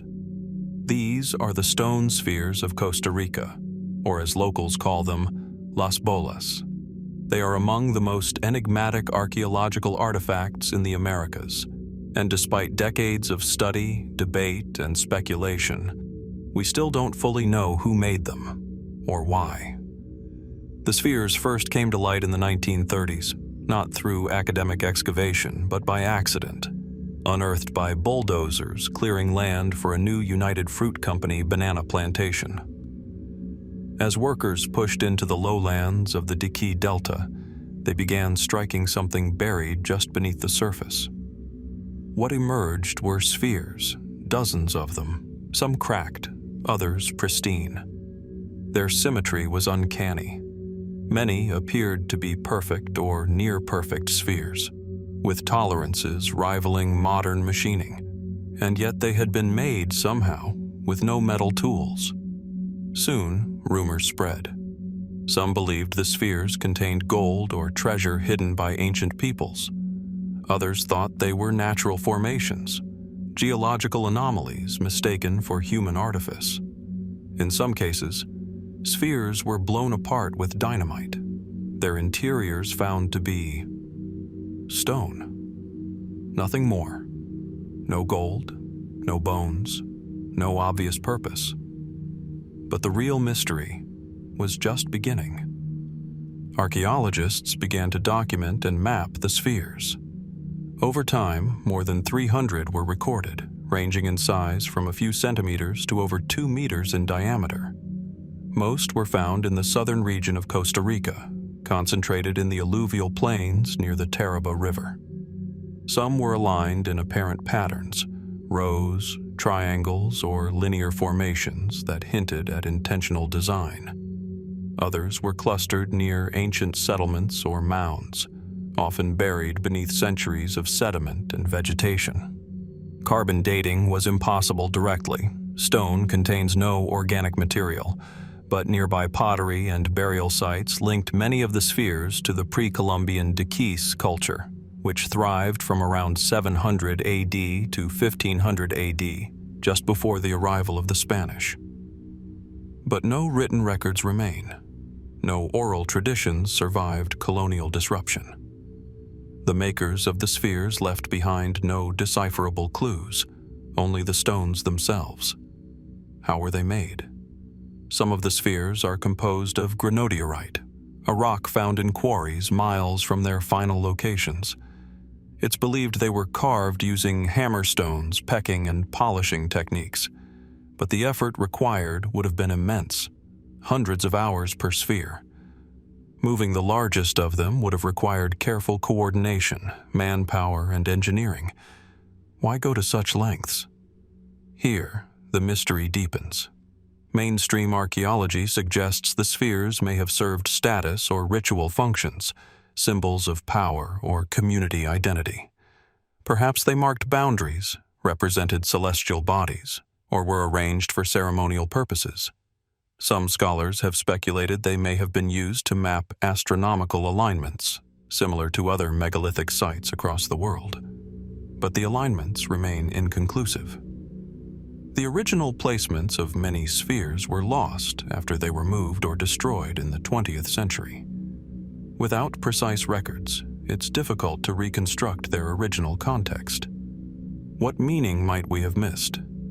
And then come the more speculative ideas, fringe, but persistent. Were the spheres part of an ancient navigation system, as some have suggested, guiding travelers across the delta? Could they have been symbolic representations of planetary bodies, created by a culture with advanced astronomical knowledge? Others propose even more unorthodox theories, that the spheres are resonant objects, tuned for sound or energy, that they encode lost mathematical knowledge, or that they are remnants of an ancient civilization older than the Dikis, possibly a civilization now submerged beneath the Pacific waters. Some theorists point to the precision of their geometry, noting how some spheres approach near-perfect roundness with margins of error smaller than 1%. How could such perfection be achieved without modern tools? Is it possible we've underestimated the technical capabilities of ancient societies? Or are we simply marveling at the perseverance of stoneworkers whose skills and motivations have vanished with time? Curiously, the phenomenon of stone spheres is not unique to Costa Rica. Similar spherical stones have been found in places as far-flung as Bosnia, New Zealand, and Scotland, though none in such number or precision as those in the Diki Delta. Are these coincidences? Or distant echoes of a once global symbolism now forgotten? To this day, the spheres remain shrouded in ambiguity. UNESCO recognized them in 2014, granting World Heritage status to 4 key archaeological sites. But many spheres still rest displaced, moved to gardens, municipal plazas, and private collections, stripped from their original context. What stories could they have told had they been left in place? Were they meant to be seen from above, perhaps in the clearing of forest canopies? Were they touched as part of ceremonies? Were they simply art that outlasted its creators? The spheres endure in silence. They do not speak. They do not yield their purpose. But in their silence, they invite reflection. Who were the people who carved them from mountains and placed them here, where jungle now grows and roads have come? What did they believe? What did they know that we no longer understand? And perhaps most haunting of all, how much more lies beneath the soil, still waiting to be discovered? From the humid river valleys of Central America, we now turn to the cold, shifting currents of the western Pacific Ocean, off the southernmost tip of the Ryukyu Islands. Here, near the island of Yonaguni, not far from the coast of Taiwan, lies a mystery that has puzzled geologists, archaeologists, and divers alike for decades. It begins with a descent. Roughly 25 meters beneath the surface, divers approach an immense formation of stone, megalithic in scale, angular in form. Wide terraces rise in sharply defined steps. Carved-looking platforms extend in geometric lines. There are vertical walls, corridors, and what appear to be staircases leading upward or downward, depending on one's orientation in the silent blue. The structure is massive, measuring over 150 meters long and 40 meters wide. And unlike the scattered chaos of natural rock formations, this one seems ordered. Was it built? Or was it born of nature, shaped only by eons of wind, water, and shifting tectonic plates? The Yonaguni Monument, as it is now called, was first brought to public attention in 1986, when a local diver searching for hammerhead sharks stumbled upon the formation. At first, it was believed to be a natural underwater cliff, but further exploration revealed right angles, flat surfaces, and features that seemed, to some, too precise to be accidental. Japanese marine geologist Masaki Kimura spent years studying the site. His surveys identified features he believed resembled roads, retaining walls, and even a stadium-like area. He noted formations that appeared to resemble steps, pillars, and entryways, suggesting a kind of sunken complex, possibly man-made and now submerged due to ancient sea level rise. Could it be the remnant of a long-lost civilization? Or is it simply nature's illusion, random fractures and erosions coincidentally mimicking architecture? Mainstream geologists generally favor a natural origin. The rock is primarily sandstone, a material known for its ability to split along straight planes. Earthquakes and wave erosion over thousands of years could feasibly produce formations with the appearance of symmetry and deliberate design. But not everyone is convinced. Some features resist easy explanation. A long trench, about 10 meters wide, cuts through the structure at a near-perfect right angle. Certain blocks appear isolated, like they were separated from the main formation. Others seem to resemble staircases or platforms with edges that remain unexpectedly sharp. Were they carved by human hands? And if so, when? Estimates vary wildly. Kimura and other alternative researchers suggest a date as early as 10,000 BC, placing it in a time when sea levels were dramatically lower due to the last ice age. If true, this would predate the oldest known complex societies by several millennia, reaching back to a time when most of humanity was still living in small nomadic groups.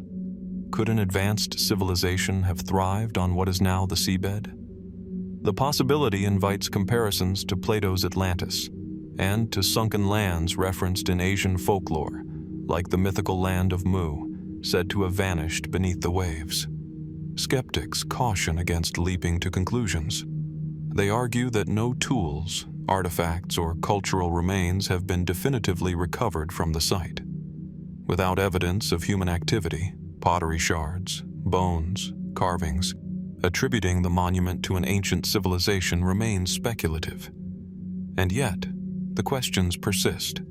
Nearby islands, including Yonaguni itself, do contain prehistoric ruins, including stone circles, standing stones, and megalithic tombs. Some show signs of early organized culture dating back thousands of years. Could the underwater monument be connected? More intriguing still is the monument's alignment. Some researchers believe it is oriented toward the solstices, its steps and ledges catching the rising or setting sun at certain times of the year. Others note that carved-looking features, such as what's been dubbed the face or head formation, seem symbolic, as if designed to evoke a spiritual or religious space. But confirmation remains elusive. The water keeps its secrets well. Kimura's team claims to have found tools, carvings, and signs of quarrying. But critics argue that these findings have not been peer-reviewed or verified through standard archaeological processes. The currents and visibility around the site are often poor, complicating detailed study. What might lie beneath layers of silt may never be fully known without expensive and invasive excavation. Some researchers have called for greater interdisciplinary investigation, combining marine geology, archaeology, and sonar mapping to form a clearer picture. But funding remains scarce, and controversy has made many academics hesitant to engage too deeply. And so the monument endures, half science, half legend. Is this the weathered skeleton of a civilization we've yet to discover? Or simply a geological curiosity, one that stirs the imagination because it walks the line between chaos and design? And perhaps the more important question isn't whether Yonaguni is natural or artificial, but why we are so compelled by it. Is it the human instinct to search for lost origins, to imagine what may have come before our known history?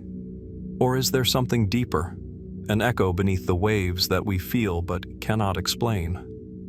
Until more evidence rises from the deep, the monument will remain as it is, a riddle carved in stone and sealed beneath the sea, patiently waiting for those brave or curious enough to descend and ask the same timeless question. What did we forget? And what still lies buried, just beyond the reach of memory? From the sunken stones of Yonaguni to the dry, scorching heart of North Africa, the landscape shifts. The ocean gives way to sand, and yet, beneath these lifeless dunes, another ocean waits, an ocean of time, memory, and buried secrets. Today, the Sahara is the largest hot desert in the world, a vast expanse stretching from the Atlantic Ocean in the west to the Red Sea in the east. Its sands cover over 3.5 million square miles, hostile, bone-dry, and unforgiving. But it wasn't always this way. Once this desert was green. Not metaphorically, literally. Lakes the size of small seas shimmered under a humid sky. Grasses rippled in the wind. Elephants, giraffes, crocodiles, and hippos roamed freely across savannas and wetland deltas. People lived here, thrived here, leaving behind traces of a life both ordinary and extraordinary. This epoch is known as the African Humid Period, a time when the Sahara transformed into a lush, fertile landscape.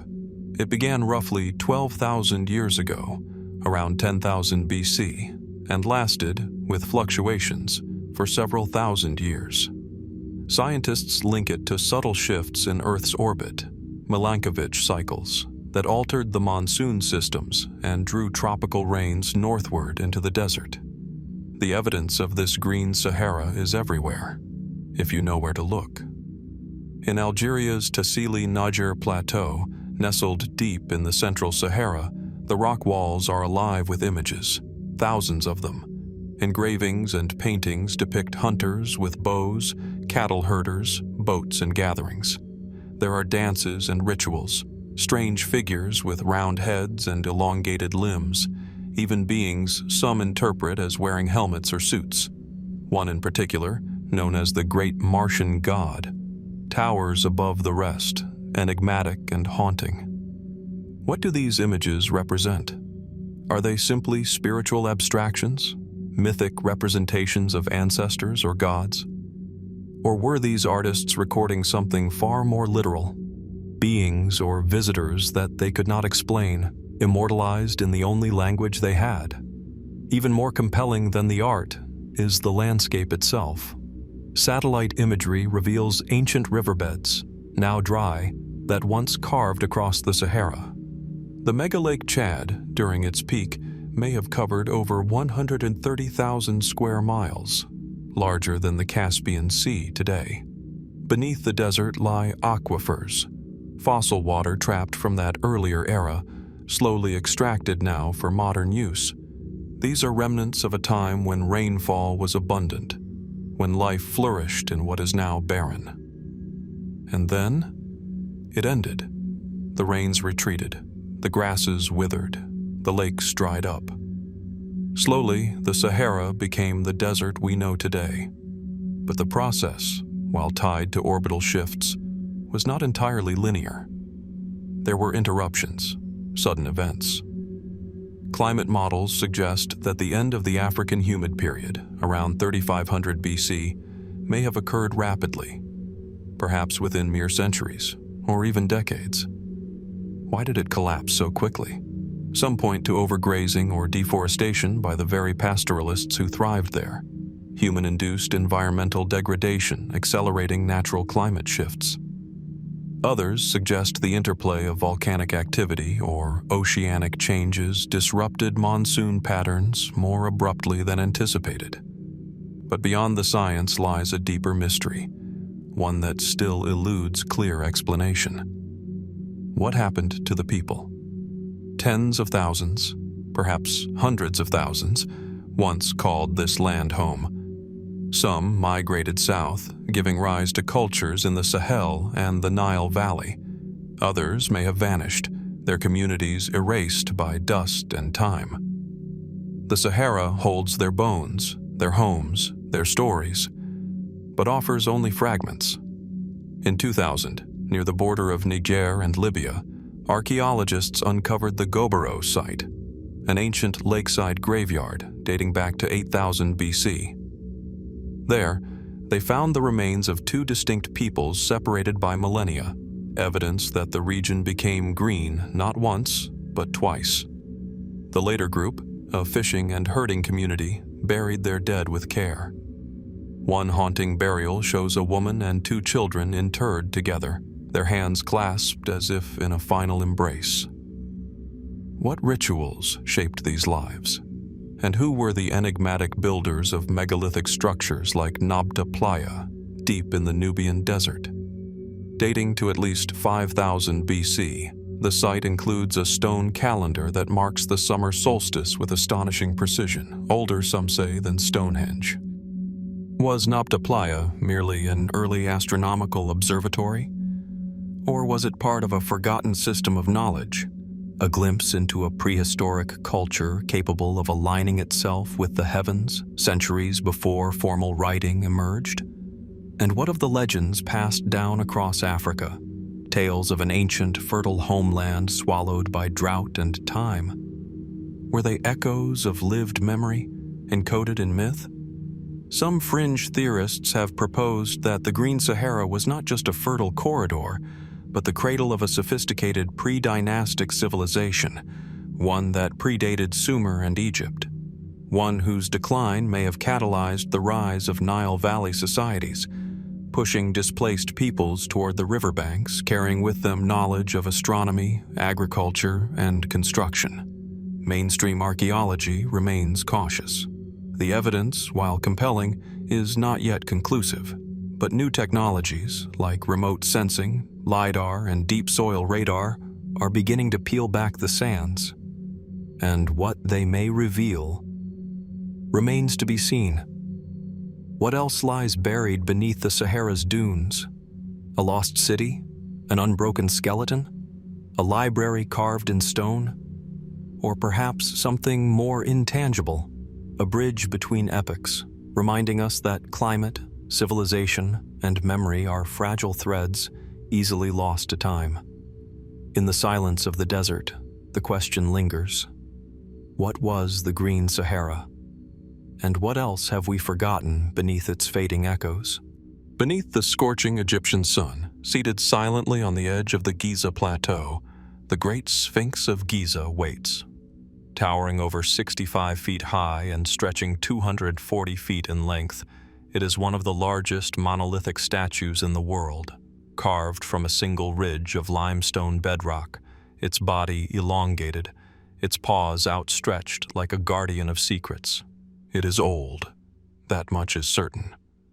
But how old is a question that has fractured opinion and stirred academic controversy for decades. Mainstream Egyptology dates the Sphinx to around 2500 BC, during the reign of Pharaoh Khafra of the 4th dynasty. The face, it is believed, bears his features, weathered and damaged, yet still faintly regal. The monument is thought to have been carved as part of Khafra's necropolis complex, a symbol of divine kingship, guardian of his eternal resting place. But not all are convinced.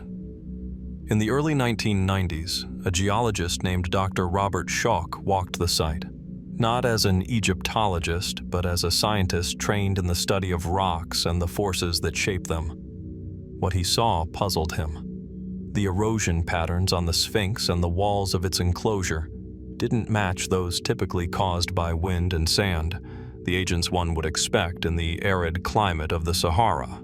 Instead, the deep rounded grooves, undulating profiles, and vertical fissures resembled a different kind of weathering entirely: water erosion. Schoch proposed something radical, that these marks were the result of long-term, heavy rainfall. Rain that hadn't touched this part of Egypt in significant quantity since the end of the last ice age, perhaps as far back as 7,000 or even 9,000 BC. Could the Sphinx be older than traditionally believed? Not by centuries, but by millennia?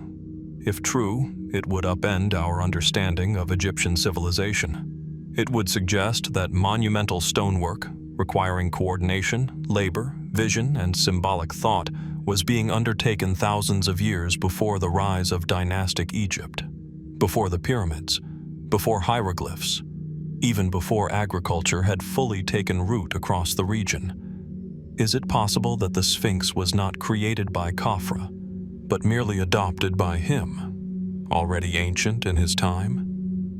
Supporters of the theory point to the disproportionate size of the Sphinx's head, which appears small in relation to its massive body. Some suggest it may have been recarved, reshaped at a later date to reflect the likeness of Khafra, or another pharaoh. If the original head was that of a lion, or even another unknown figure, could this explain the stylistic mismatch? And if so, what was its original purpose? Mainstream scholars have pushed back strongly. Egyptologists argue that the evidence for a 4th dynasty origin is substantial. Inscriptions found near the Sphinx reference Khafra, and its proximity to his pyramid and valley temple suggest deliberate architectural planning. They claim the erosion could be explained by condensation, wind, or natural salt crystallization, mechanisms that can also produce weathering in limestone. But the debate refuses to fade. Instead, it grows deeper. In 1993, a team conducted seismic surveys around the Sphinx enclosure. Beneath the paws, they detected what appeared to be rectangular anomalies, chambers or voids cut into the bedrock. Some believe these could be tombs, storage chambers, or even a hall of records, a mythical repository of ancient knowledge said to predate Egypt itself. No such chamber has ever been officially excavated. And then, there is the tantalizing evidence from the inventory stela, discovered in the 19th century, which describes the Sphinx as existing during the time of Pharaoh Khufu, Khafra's father. While many scholars dismiss the stela as a later fabrication, its mere existence adds fuel to those who question the accepted chronology. As the Green Sahara faded and the climate dried, could early peoples, perhaps even survivors of that once lush world, have carried with them skills and traditions that culminated in works like the Sphinx? Or does the monument stand as a lone survivor of a forgotten chapter, one lost to time, drought, and sand? Fringe theories abound. Some speak of a lost civilization, now erased from the historical record. Others hint at Atlantean echoes, or link the Sphinx to celestial alignments and the constellation Leo, suggesting it may have been part of a larger cosmic map carved into the earth.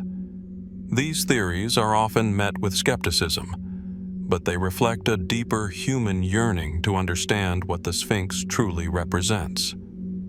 Is it merely a royal statue? Or is it a fossil of memory, an echo from a time before time? The limestone that forms the body of the Sphinx is soft, vulnerable, easily weathered. Yet the monument endures, despite invasions, earthquakes, and centuries of sand. It endures and remains silent. Perhaps the Sphinx is guarding more than a tomb. Perhaps it is guarding a truth, hidden in plain sight, carved into stone, but veiled by time. And as we peer into its eyes, the question remains: are we looking at the face of a king, or the last relic of a forgotten world? Along the edge of this world, where land and sea meet in an eternal struggle, there is a silence, broken only by the rhythm of the tide. But beneath these waves, in places long swallowed by the ocean, lie hints of something else. Not just natural formations or scattered artifacts, but the whispers of entire worlds that may once have flourished where water now reigns. The Earth was not always as we know it today. At the height of the last ice age, around 20,000 years ago, sea levels were up to 400 feet lower than they are now. Vast tracts of what are now submerged seafloors were then coastal plains, river valleys, and fertile deltas, prime real estate for early human settlement. These lands would have been temperate, resource-rich, and ideal for the growth of culture, trade, and perhaps civilization. But when the Great Melt came, slowly, then all at once, those low-lying lands vanished beneath rising seas. In less than 10,000 years, entire coastlines were redrawn, and if anything was built along those ancient shores, we may never know. Or perhaps we are only just beginning to remember. Take, for example, the submerged city off Dwarka on the western coast of modern-day India. In 2001, marine archaeologists discovered what appeared to be vast stone formations resting under 120 feet of water in the Gulf of Khambhat. The structures, rectangular blocks, linear patterns, and what some interpreted as a possible wall, were suggestive, if not definitive. Pottery shards, tools, and even fossilized human remains were reportedly retrieved from the area, hinting at a culture that could predate the Harappan civilization by thousands of years. Mainstream scholars urged caution. The context of the finds was unclear. The preservation environment, subject to strong currents and sediment movement, was far from ideal for precise archaeological interpretation. But the location raised questions that remain unanswered. If people were living there when the site was dry, who were they? And what was their world like? Similar anomalies have been reported off the coasts of Japan, Cuba, Palestine, and the British Isles. In 1986, divers off the southern tip of Yonaguni, Japan, discovered a massive underwater formation that resembled terraced platforms and broad steps. Some argue it's a natural formation, shaped by tectonic and erosional forces, but others believe it was altered or even constructed by human hands before the seas rose to claim it. In the North Sea, scientists have mapped out a long-lost region known as Doggerland, a landmass that once connected Britain to mainland Europe. Now submerged beneath dark waters, Doggerland was home to Mesolithic hunter-gatherers who fished, foraged, and lived along its rivers and in its valleys. Archaeological dredges have brought up bone tools, spear points, and animal remains. But could more have existed there? Settlements, even rudimentary cities, before it vanished beneath the sea? What of the Black Sea, where a sudden influx of Mediterranean waters around 5600 BC is thought to have transformed a freshwater lake into the saltwater sea we know today? Some have linked this catastrophic flood to the biblical story of Noah and to ancient Mesopotamian flood myths. Could the Black Sea's shoreline have once hosted vibrant settlements that now lie preserved in cold, anaerobic depths? These are not idle speculations. With the growth of underwater archaeology and increasingly powerful scanning technologies, we are only now beginning to glimpse what was lost. And the implications are profound. If complex societies developed along ancient coastlines during the late Pleistocene or early Holocene, then we may be missing a critical chapter in the story of civilization. A chapter that was erased not by war or collapse, but by water. A silent deluge that crept over generations. Why do our earliest recorded civilizations, Sumer, Egypt, the Indus Valley, seem to emerge fully formed around 3000 BC? Why do so many ancient cultures, separated by oceans and time, retain myths of great floods, lost lands, and golden ages swallowed by the sea? Atlantis, the most famous of these myths, described by Plato as a once great maritime power that sank beneath the waves in a single day and night of misfortune, has often been dismissed as allegory. Yet, its themes resonate eerily with discoveries like Doggerland, Dwarka, and the submerged megaliths off the coasts of Malta and Sardinia. Could these be the kernels of truth behind the stories, fragments of memory passed down through oral traditions long after the land was gone? Of course, we must tread carefully. The ocean is a deceptive place. Currents sculpt strange geometries.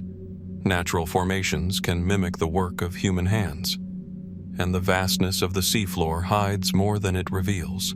Yet the more we look, the more we find. How much lies undiscovered beneath our feet, or rather, beneath the waves that now cover what was once Earth's most habitable land? What stories did those ancient coastal peoples tell? What gods did they worship? What knowledge did they possess and lose? And could it be that the true origins of civilization are not to be found in deserts or river valleys, but underwater, buried beneath millennia of silence? As we scan the darkened seabeds and unroll ancient maps of vanished shores, we are left with a haunting question. How much of our history has been lost, not to conquest or decay, but to the ocean's slow and patient embrace? Amid the endless expanse of the Sahara, where the desert seems to breathe under the weight of the sky, lies something quietly astonishing. Not a monument to kings, nor a temple to forgotten gods, but stones, laid out with precision, forming rings, alignments, and patterns that seem far too deliberate to be random. This is the other face of the Sahara, not the vast, empty desert we know today, but a landscape still whispering of its lost past, of a time when this now barren sea of sand was green, lush, and filled with life. And amid that prehistoric savanna, humans left their mark, not in cities or scripts, but in stone. Scattered across modern-day Mauritania, Algeria, Libya, and Mali are hundreds, perhaps thousands, of ancient stone structures. Many are simple rings of upright stones. Others are elaborate megalithic complexes, some featuring double circles, radiating spokes, or central cairns. And then there is the most enigmatic of them all, the Nabta Playa stone circle, located in southern Egypt near the border with Sudan. Estimated to be more than 7,000 years old, possibly as early as 5000 BC, Nabta Playa predates Stonehenge by at least a millennium. It sits in what is now an unforgiving desert. But satellite imagery and paleoclimate studies have confirmed that during the Holocene wet phase, this region was once dotted with seasonal lakes, supporting a network of pastoral communities. Here, ancient peoples gathered, perhaps seasonally, to observe the stars, bury their dead, and build. At first glance, Nabta Playa's rough-hewn stones may seem unremarkable. Yet, when archaeologists began to study their alignments more closely, they noticed something curious. The central stone circle, though small, appeared to align with the summer solstice sunrise, suggesting not just an awareness of seasonal cycles, but the beginnings of observational astronomy. Some researchers proposed that these people, cattle herders in a Green Sahara, were not merely surviving, but calculating, tracking the heavens, anticipating the rains, and perhaps encoding something of their cosmology into stone. But what purpose did these circles truly serve? Were they ceremonial centers, calendrical devices, burial markers, or something more elusive? The mainstream academic view treats them as early expressions of pastoral ritual, tied to seasonal migration and the practical needs of survival. Many of the larger stone structures, such as those found in the Air Mountains of Niger or the Tadrart Akakus of Libya, are associated with burial tumuli.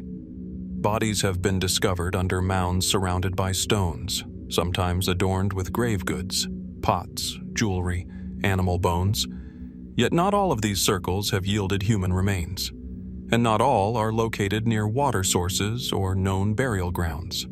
Some stand in isolation, far from habitation, aligned with stars or solstices, positioned with mathematical care. Who built them? And why so many? Further west, in the remote reaches of Mauritania, lies the Richat structure, also known as the Eye of the Sahara.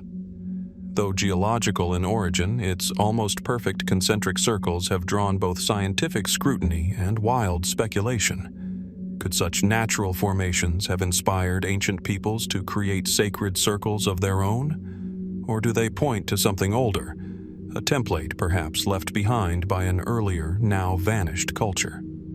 Some fringe theorists have suggested that the Sahara's stone circles are the remnants of a prehistoric network, an unknown civilization that once thrived across the Green Sahara and then vanished as the climate dried.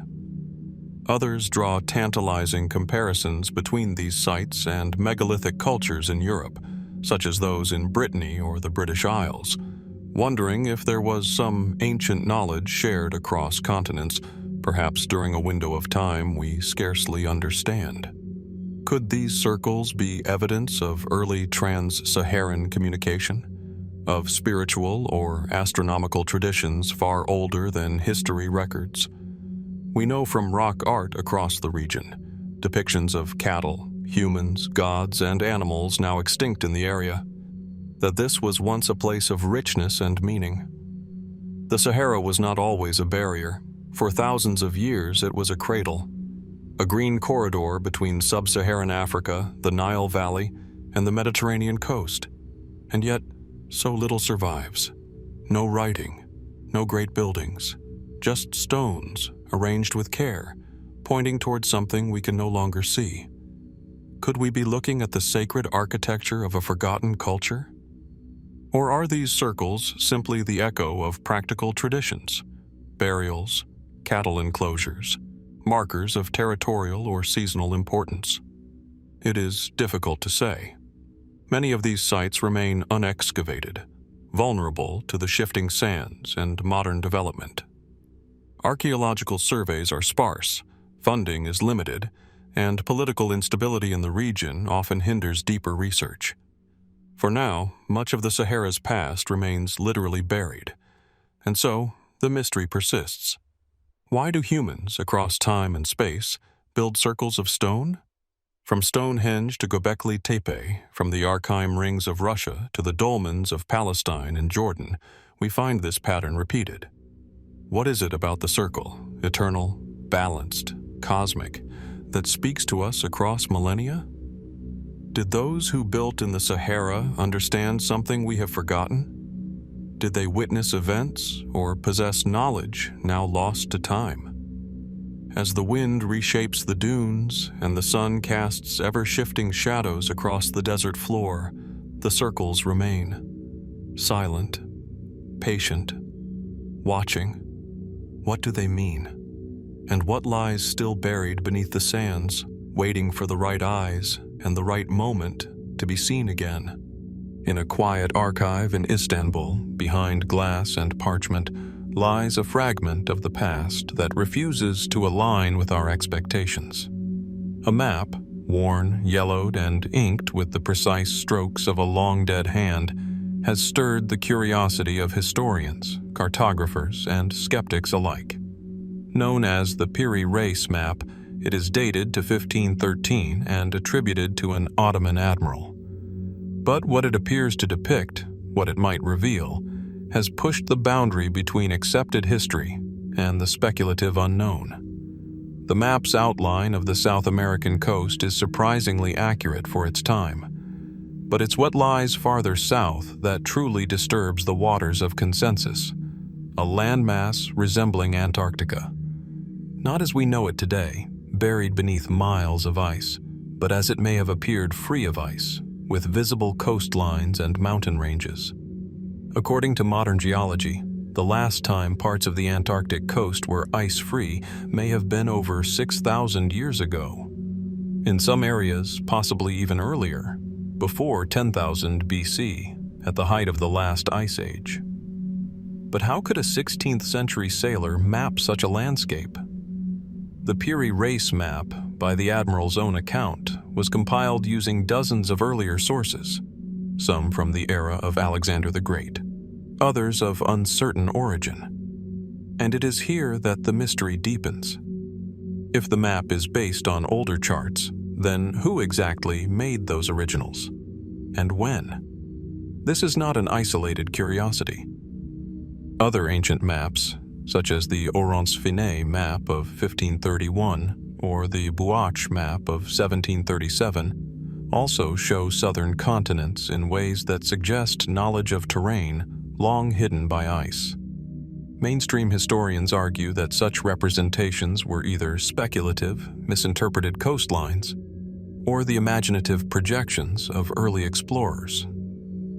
Some, like Finet, were known to be influenced by Greek theories of a southern landmass, the fabled Terra Australis, believed to balance the continents of the north. But the accuracy of certain features in these maps continues to confound.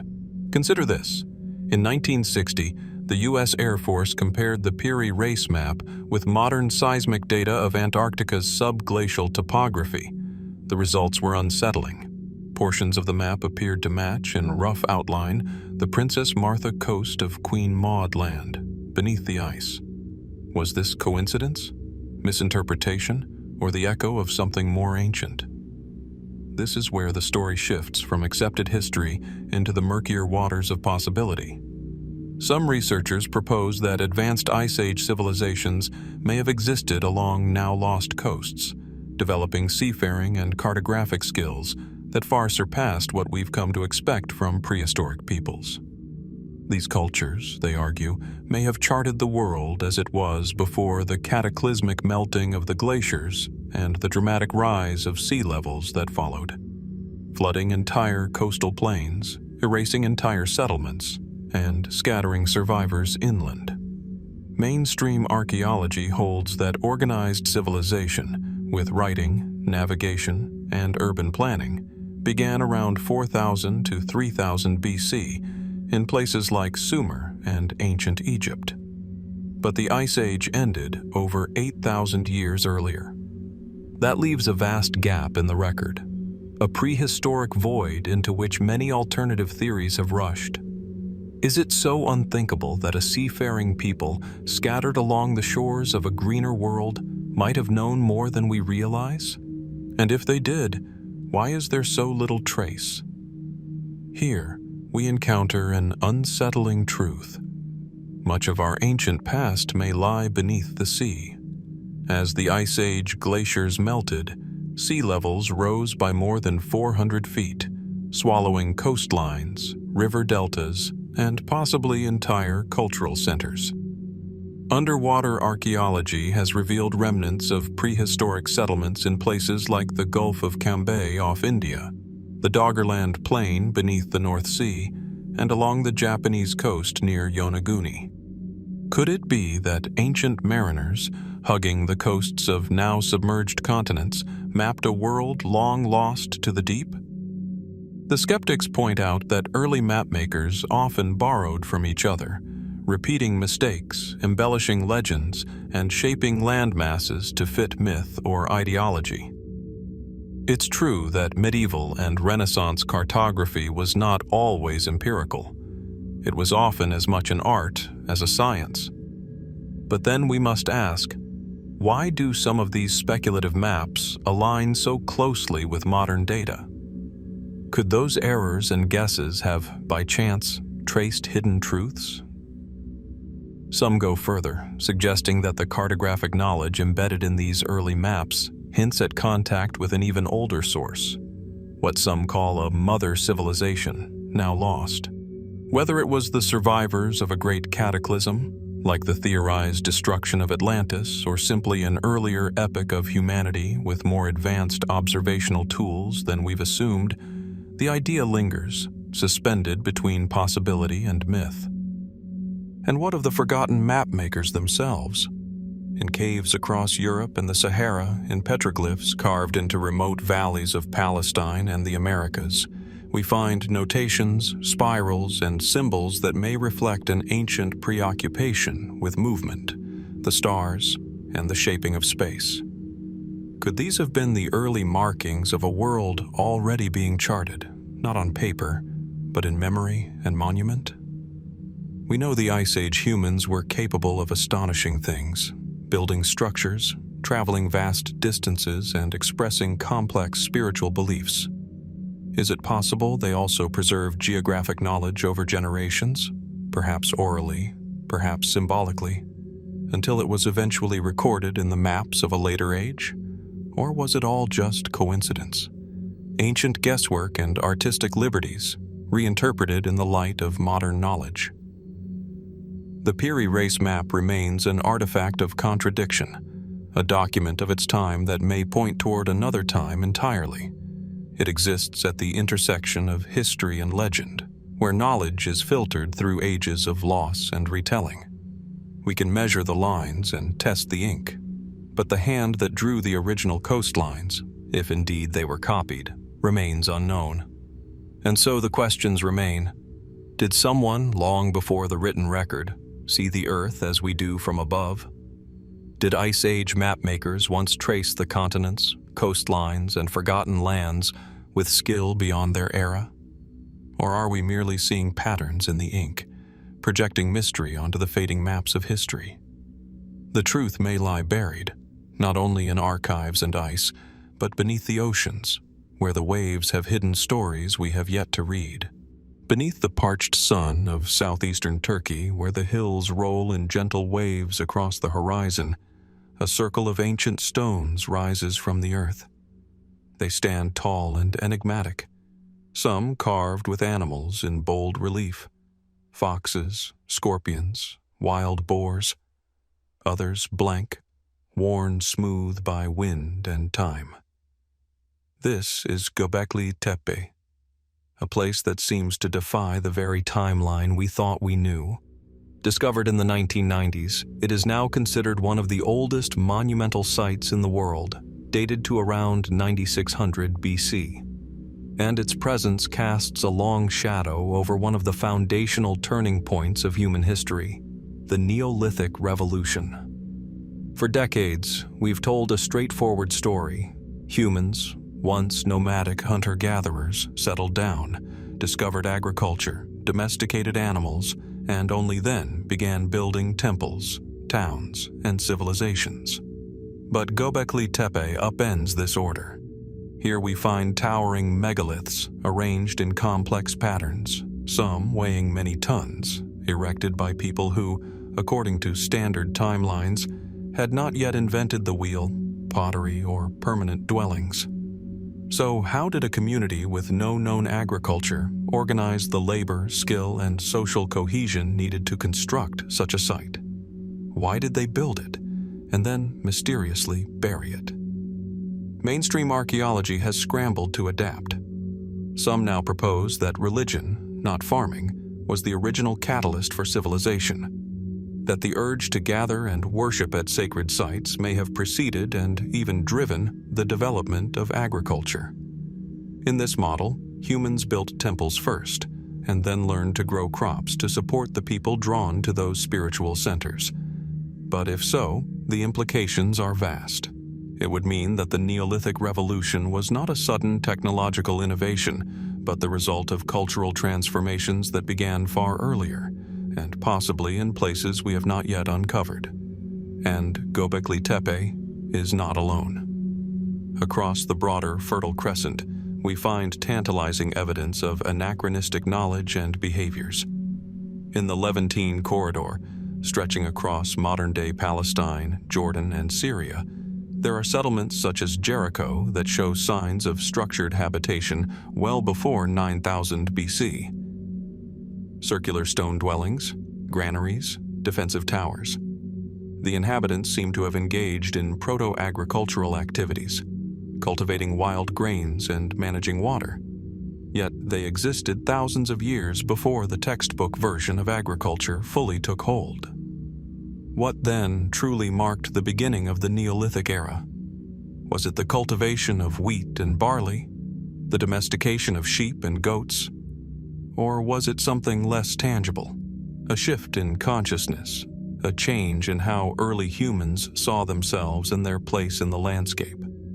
We are taught that the Neolithic Revolution was a single, sweeping transition, ushering humanity out of the chaos of foraging and into the order of settled life. But the archaeological record increasingly suggests something messier, more regional, and more mysterious. Evidence from Çatalhöyük in central Anatolia reveals a thriving proto-city around 7000 BC with densely packed homes, shrines, and art. Yet no central temples, no ruling elites, and no clear signs of hierarchical power. Was this an early experiment in egalitarian living, or the remnant of a much older tradition? Further east, the highlands of modern-day Iran offer traces of even earlier experimentation. In the Zagros Mountains, sites like Ganj Dare and Tepe Abdul Hossein show early evidence of domesticated goats and food storage, dating back to around 10,000 BC. Here, agriculture does not emerge all at once, but flickers to life in fits and starts, suggesting not a revolution but a slow, decentralized process that may have been sparked by older, forgotten knowledge. Could it be that humanity had flirted with cultivation before? That the seeds of the Neolithic were sown not in a single miraculous leap, but through generations of trial, error, and perhaps the memory of something older still? There are more speculative theories. Some researchers have pointed to climate change as a trigger. The Younger Dryas, a period of abrupt global cooling around 10,800 to 9,600 BC, may have disrupted foraging ecosystems, forcing humans to experiment with food production out of necessity. Yet the complexity of sites like Göbekli Tepe and Jericho seem to suggest planning, vision, and spiritual motivation, not desperation. Others suggest that knowledge of agriculture may have originated far earlier and was passed down in fractured ways, surviving through oral traditions or isolated communities that reintroduced it to the broader world. But if so, who were these early keepers of knowledge? And why did it take millennia for their insights to take root? Still others look even further afield, proposing that the end of the Ice Age brought not only warming temperatures, but the rise of ocean levels that drowned ancient coastal settlements, places where humanity may have first begun to cultivate plants, herd animals, and build stone sanctuaries. If true, then the origins of the Neolithic lie not on the dry hills of Anatolia or Palestine, but beneath the waves. What we do know is that the sudden clustering of monumental architecture, domesticated plants, and permanent dwellings within a few thousand years after the Younger Dryas is too rapid to be easily explained. And the fact that these innovations appear in different regions, sometimes simultaneously, sometimes sequentially, suggests either a common memory or shared contact between distant peoples. Are we looking at independent invention? or the scattered fingerprints of a lost tradition. The Neolithic Revolution remains one of the most studied and least understood events in human history. For while we've uncovered tools, bones, seeds, and ruins, we still lack the answers to the most fundamental questions. Why then? Why there? And why so suddenly? What if our ancestors were not discovering agriculture for the first time, but rediscovering it after catastrophe, migration, or the collapse of older knowledge systems? And what else might we find, buried beneath ancient fields or silted riverbanks, that could change everything we thought we knew? The silent stones of Göbekli Tepe still stand, their purpose unclear, their makers forgotten. But in their stillness, they pose a question that echoes through time. What truly sparked the dawn of civilization? Amid windswept hills and grassy plateaus, where the horizon stretches unbroken by modern lines, the stones rise, silent, immovable, and unyielding to time. Some stand alone like ancient sentinels, others gather in vast, deliberate circles. Weathered by millennia, their surfaces bear scars of wind and rain, yet their presence remains intact, as if marking something we have long forgotten. Across continents, Brittany, Malta, Sudan, the Caucasus, the British Isles, even as far as the Arabian Peninsula, these stones share something more than age. They hint at a story far older than we've dared to imagine. Who were the megalith builders? Before writing, before metal, before the wheel. Someone, many people in fact, dragged multi-ton slabs of stone across impossible distances, arranged them in precise patterns, and aligned them to the movements of the sun, the moon, and the stars. They did so over thousands of years, in cultures officially disconnected by time and geography. And yet, the resemblance between these monuments is hard to ignore. Stonehenge is perhaps the most iconic, its towering trilithons rising from Salisbury Plain like a crown of mystery. Dated to around 2500 BC, its design suggests astronomical precision and social coordination. But it is only one among many. In Portugal, the Almendris cromlech predates Stonehenge by over 1,000 years. In Malta, the Hagar Cheam and Monajdra temples feature solar alignments and massive stones weighing over 20 tons. In southern Palestine, at Rujum el Hiri, a giant circular structure built of basalt, known locally as Gilgal Rephaim, lies almost unknown to much of the world, yet it shares features with both Celtic and Near Eastern sites. Across Brittany, thousands of stones line up in rows that stretch for kilometers, the Karnak alignments. Some believe they chart the heavens, others propose they record ancient pathways or territorial boundaries. But no one truly knows. The people who built them left no written record, only stone, unmoving, enduring, and voiceless. How did prehistoric peoples, without known access to pulleys, cranes, or complex tools, move and place such massive blocks? Standard theories point to sledges, ropes, manpower, and ingenuity.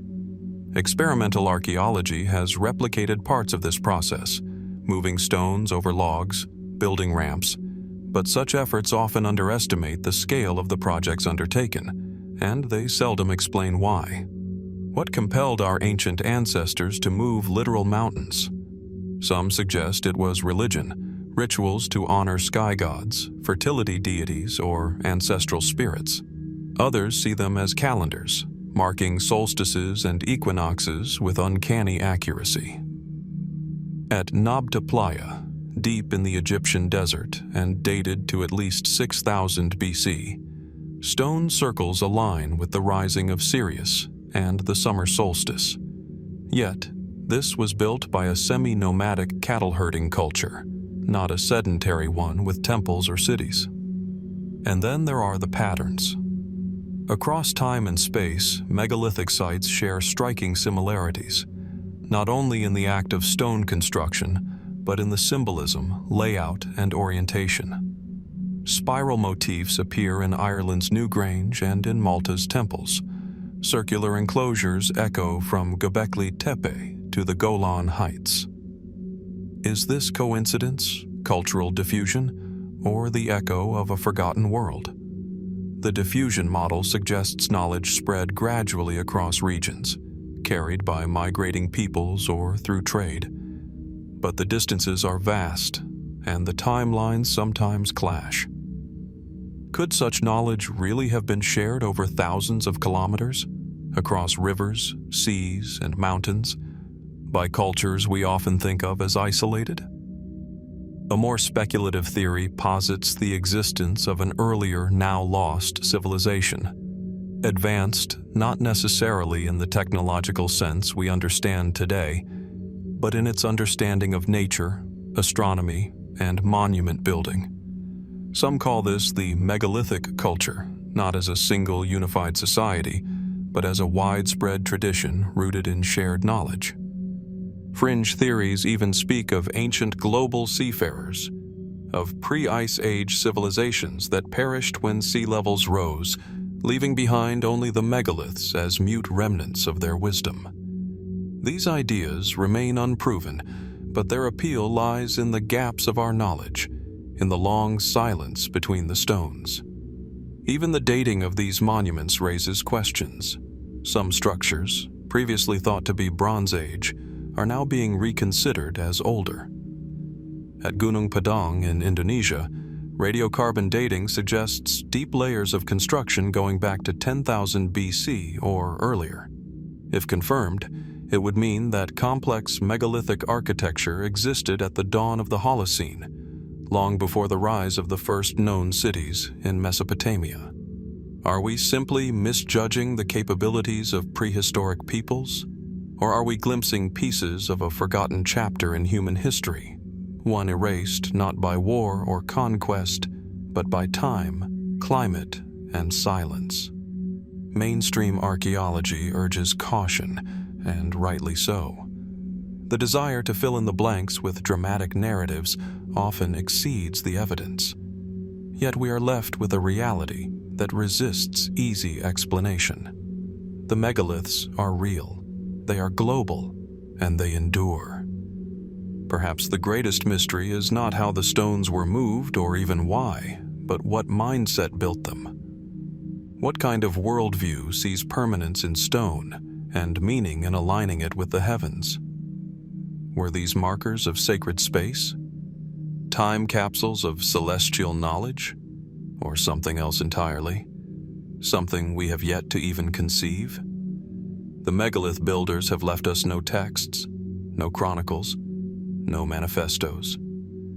Just the stones, positioned, shaped, and waiting. And as we walk among them today, as our fingers trace the lichen-covered carvings and our eyes follow the lines they form across the earth, we cannot help but wonder, did they know something we've forgotten? And if so, what remains to be rediscovered? Off the coast of northern Australia, the waves roll in slow and deliberate, breaking softly over tidal flats and mangrove roots. The sun rises over an ancient shoreline, gilding the water in gold. Here, beneath layers of sediment and time, archaeologists have uncovered tools, stone axes, grinding stones, ochre pigments that date back over 65,000 years. But these tools didn't originate in Australia. They came with people who had to get here somehow. The first evidence of ocean crossings does not begin with large ships or written logs. It begins with silence.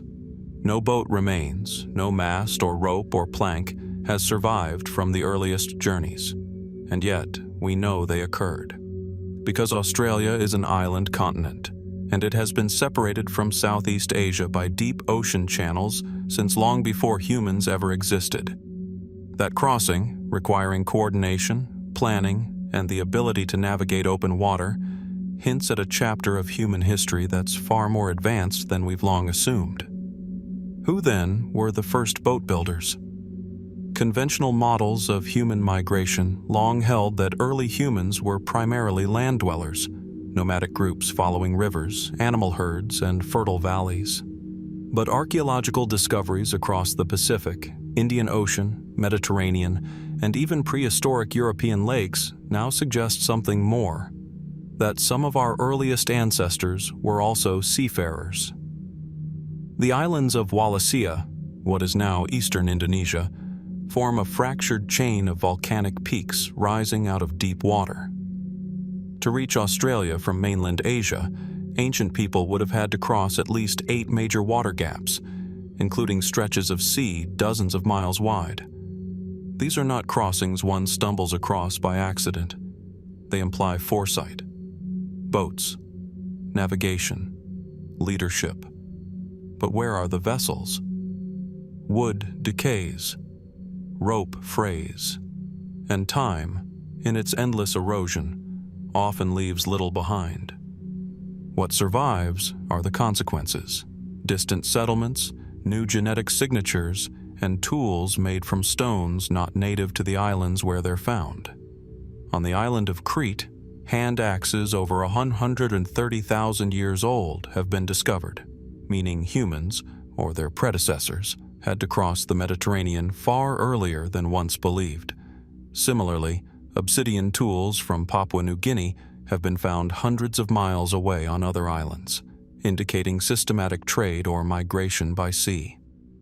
The oldest direct evidence of boat construction dates to around 8000 BC, the Pessie canoe, discovered in a Dutch peat bog. Hollowed from a single log and shaped with surprising efficiency, it is often cited as the earliest known example of a built watercraft. But many experts believe the first boats existed thousands of years earlier, perhaps as early as 40,000 BC, used by humans to colonize islands across Southeast Asia, Melanesia, and even parts of Japan. Were these simple rafts of reeds and logs, dugout canoes shaped by fire and stone, or something more elaborate, perhaps woven from bark, animal hide, or bundled reeds, like the boats still used by indigenous peoples of the Andes and Africa today? The fact that none survive shouldn't surprise us. What's surprising is how far the footprints of early seafarers reach. Off the coast of modern-day Palestine, near the submerged site of Atlit Yam, lies evidence of a Neolithic community from around 7000 BC. Well-constructed houses, wells, tools, but also signs of sudden abandonment. Was this village connected to ancient maritime trade? Did rising sea levels swallow early ports and coastal hubs, hiding the history of ancient seafaring beneath the waves? In the Mediterranean, early cultures like the Minoans would eventually develop vast fleets, sailing from Crete to Cyprus, the Levantine coast, and beyond. But even before them, fragments of obsidian and trade goods crisscrossed the Aegean. Who first dared to set sail between these islands? And how did they find their way? By stars, by sun, by swell? Some researchers propose that early mariners followed migratory birds, or learned to read the color of the water, the shapes of clouds, and the scent of distant land. In Micronesia and Polynesia, navigators used stick charts, bamboo frameworks that encoded swell patterns and island positions. Could similar systems have existed thousands of years earlier, long before writing? More speculative theories take the mystery further. Could Ice Age humans have crossed from Europe to the Americas by boat, not over the Bering Land Bridge, but along the Atlantic's ice edge, following seals and driftwood from one icy harbor to another? The so-called Solutrean hypothesis is highly contested, yet tantalizing. It arises from similarities between Solutrean tools of prehistoric Europe and Clovis tools found in North America. Is this convergence or connection? In Peru, the legendary Kon-Tiki expedition of 1947 attempted to demonstrate that prehistoric people could have crossed the Pacific using only traditional rafts. While modern adventurers succeeded in drifting from South America to Polynesia, they did not prove such voyages did happen, only that they could have. The mystery remains suspended between possibility and evidence. Ancient Egyptian texts and depictions show boats with planked hulls as early as 3000 BC, clearly advanced, seaworthy, and capable of significant journeys along the Nile and beyond. But some scholars argue these vessels evolved from much older technologies, reed boats used along lakes, marshes, and inland seas. If early humans were using boats tens of thousands of years earlier, did those technologies quietly persist, evolving in regions we have yet to excavate? Could there have been coastal civilizations now lost beneath rising seas, entire cultures of mariners and fishers, builders of docks and traders of distant shells? After the last ice age, sea levels rose by more than 400 feet, flooding vast stretches of habitable land. What might lie beneath today's oceans, hidden under centuries of silt? In truth, we may never know what the first boats looked like. We may never find the waterlogged timbers or knotted ropes that carried humans across the world's oldest seas. But we know they sailed. We know they journeyed. And that knowledge, silent, scattered but persistent, raises deeper questions still. What drove them to set out across the horizon? What did they seek? And what might we still discover, buried beneath waves and time, about the first sailors and the forgotten world they opened? In the quiet frost of a Siberian morning, the ground lies frozen beneath a thin crust of snow, while skeletal birch trees stretch upward into a slate-colored sky. A low wind whispers through the forest, empty but not lifeless.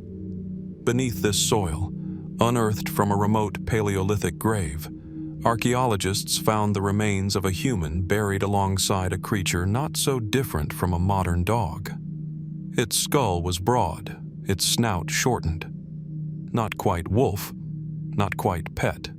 It was a companion, perhaps, or something more ancient than companionship itself. The domestication of dogs remains one of the most profound and enduring mysteries of prehistory. Long before the first cities, long before agriculture or metallurgy, there was the dog. But how did this relationship begin, and why? Some scholars believe the story starts over 30,000 years ago, in the icy heart of the Ice Age, when human beings were still hunter-gatherers, roaming across the vast and dangerous expanses of Eurasia. In this frozen wilderness, wolves would have been both competitors and potential allies, scavengers lingering at the edges of human campsites, feeding on discarded bones, watching from the shadows. Did humans tame wolves, or did wolves tame themselves? One prevailing theory suggests that the least aggressive wolves, those with lower stress responses and less fear of humans, may have begun to linger closer to human encampments. Over generations, these self-selected wolves evolved into a new form, less wild, more curious, and increasingly dependent on humans for food. In turn, humans may have seen their value, not only as scavengers, but as guardians, hunters, and eventual companions. Yet this theory, though plausible, remains speculative. The archaeological record offers fragments, but not a full picture. The earliest undisputed evidence of domesticated dogs comes from around 14,000 years ago. Burial sites in what is now Germany, where dogs were placed in graves beside humans. In Palestine, a site dated to around 12,000 BC shows a human buried with their hand resting on a young dog's body, as if to mark a bond even in death. But by then, the relationship was already well established. That means the origins must reach even further back, into the cold shadows of time. Some researchers point to genetic evidence suggesting multiple domestication events across different regions, perhaps in Eastern Asia, Central Asia, or even the Near East. But the genetic signals are conflicting.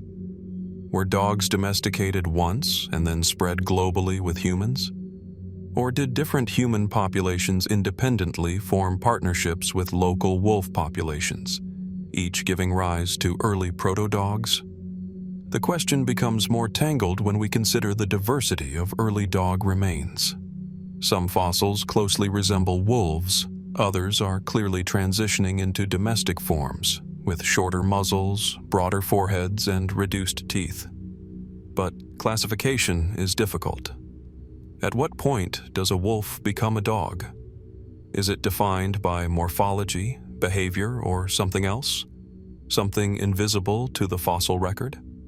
Perhaps the answer lies not just in biology, but in culture. Did some early humans form spiritual bonds with these animals, seeing in them reflections of their own social structure, loyalty, pack cooperation, territorial defense? Were dogs the first animals to cross not just the boundary of fear, but the threshold of myth? In indigenous traditions across the world, dogs occupy a unique place in folklore. In Siberian shamanism, dogs are often seen as spiritual guides, mediators between worlds. Among Native American tribes, dogs were essential to survival, pulling sleds and guarding camps. In ancient Mesopotamia, dog figurines were placed near doorways for protection, and in early Anatolia, dog bones have been found in ceremonial contexts. These cultural footprints suggest that dogs were never just tools. They were partners. And perhaps, even before writing, humans knew this bond was something sacred. But how did it begin? Some more speculative voices suggest the relationship may stretch even deeper into human history than we currently believe. Could pre-sapiens hominins, such as Neanderthals or Denisovans, have formed early relationships with wolves? If so, is it possible that the first domesticated dogs did not emerge with Homo sapiens, but before us? A controversial hypothesis known as the wolf-dog continuum suggests that domestication may have been less a single event and more a slow merging of species, a coevolution driven not by human intention, but by mutual need. In this view, dogs did not begin as tamed wolves, but as something altogether new, social creatures who mirrored the emotional worlds of humans, even before agriculture or settled life. More fringe theories raise further questions. Could ancient human migrations have been guided in part by their canine companions, dogs acting as scouts, protectors, or even navigators? If dogs were present before the Neolithic Revolution, might they have influenced its very outcome, helping protect early grain stores, herd livestock, or alert humans to threats? And then there is the question of what was lost. Some ancient dog lineages, such as the now extinct European Pleistocene dogs, show no genetic continuity with modern breeds. Were these early dogs outcompeted by other lineages, or do they hint at forgotten domestications, branches of the human-canine bond that died out before recorded history? Even today, the genetic tapestry of dogs is intricate and unresolved. Breeds like the New Guinea singing dog or the Basenji carry rare traits, linking them to isolated populations and ancient lineages. But the full story is still scattered, buried in bones, buried in genes. What makes this mystery so compelling is not just its age, but its intimacy. Unlike stone tools or crumbling temples, the domestication of dogs is a story of closeness, a story of eyes meeting across a fire, of footsteps taken together through darkness. It is a prehistoric alliance that shaped not only the fate of a species, but perhaps the very path of civilization. And yet, the beginning remains obscured. Was it hunger that drew them near, or something unspoken, an ancient empathy? In the silence of early human nights, as predators prowled and stars burned cold above the earth, did a wolf creep toward a campfire and find not fear, but welcome? We may never know who reached out first, man or dog. But somewhere, tens of thousands of years ago, a partnership began. One that would echo through millennia, outlasting empires, languages, and landscapes. The question is not only when the dog became our companion, but why, and whether, buried deep in our shared past, there are still clues waiting to be uncovered, hidden in the soil, the genome, or the flicker of memory we call myth. In the low, forested hills of Transylvania, where mists rise slowly over the Moorish River Valley and time itself seems to linger in the soil, a curious discovery was made in 1961 that would quietly unsettle the conventional story of human civilization. Among layers of Neolithic earth near the small Romanian village of Tărtăria, a team of archaeologists unearthed a burial pit containing charred bones, ritual objects, and 3 small clay tablets. At first glance, these tablets appeared unassuming, each no larger than a palm, their surfaces incised with a sequence of strange markings. But as scholars began to study them, a startling possibility emerged. Were these merely decorative, or could they represent a form of written language? One that predates all known writing systems. The tablets, now known as the Tărtăria tablets, were carbon dated by association with surrounding materials to roughly 5300 BC, more than a millennium before the first Sumerian cuneiform tablets of Mesopotamia, long believed to mark the birth of writing. If the tablets truly contain a system of symbolic communication, then the very idea of where and when writing began must be re-examined. Inscribed with enigmatic signs, some resembling fish bones, crosses, chevrons, or branching lines, the symbols bear a striking resemblance to those found on pottery and figurines of the Vinca culture, a Neolithic society that flourished across the Balkans between 5500 and 4000 BC. The Vinca people left behind no written records, no great monuments, no known kings or priesthoods. And yet, their symbolic artistry is dense, consistent, and puzzlingly deliberate. What were these signs meant to communicate? Were they mere decoration? Patterns to adorn objects of ritual or daily use? Or could they have encoded knowledge? Agricultural cycles, tribal laws, or even prayers to unseen deities? Mainstream archaeology tends to view the Vinca symbols, including those on the Tărtăria tablets, as proto-writing, an intermediate step between visual symbolism and fully developed script. In this view, the symbols may have conveyed general ideas, but lacked the grammatical structure or phonetic complexity of true language. But others argue that such caution may be overly conservative. The central tablet, with its hole through the middle, perhaps once strung and worn as a pendant, bears symbols laid out in horizontal lines, a feature that suggests deliberate sequencing. Another, round and slightly convex, features a possible depiction of a tree or a branching form, a symbol found in sacred iconography across ancient cultures. The third contains a curious grid of marks, evoking comparisons to early accounting tokens or inventories. Why would Neolithic villagers need such a system? The Vinca culture was advanced for its time. They lived in planned settlements, produced intricate ceramics, and crafted jewelry from copper thousands of years before metal tools became widespread elsewhere in Europe. Yet the deeper mystery lies in the uniformity of their symbols across a wide region. From present-day Serbia to northern Greece, similar markings appear again and again. Is this evidence of a shared language or a shared cosmology? And what of the burial itself? The tablets were found alongside the burned remains of an elderly woman, buried with figurines and what appear to be ritual objects. Was she a shaman? A priestess? A keeper of sacred knowledge?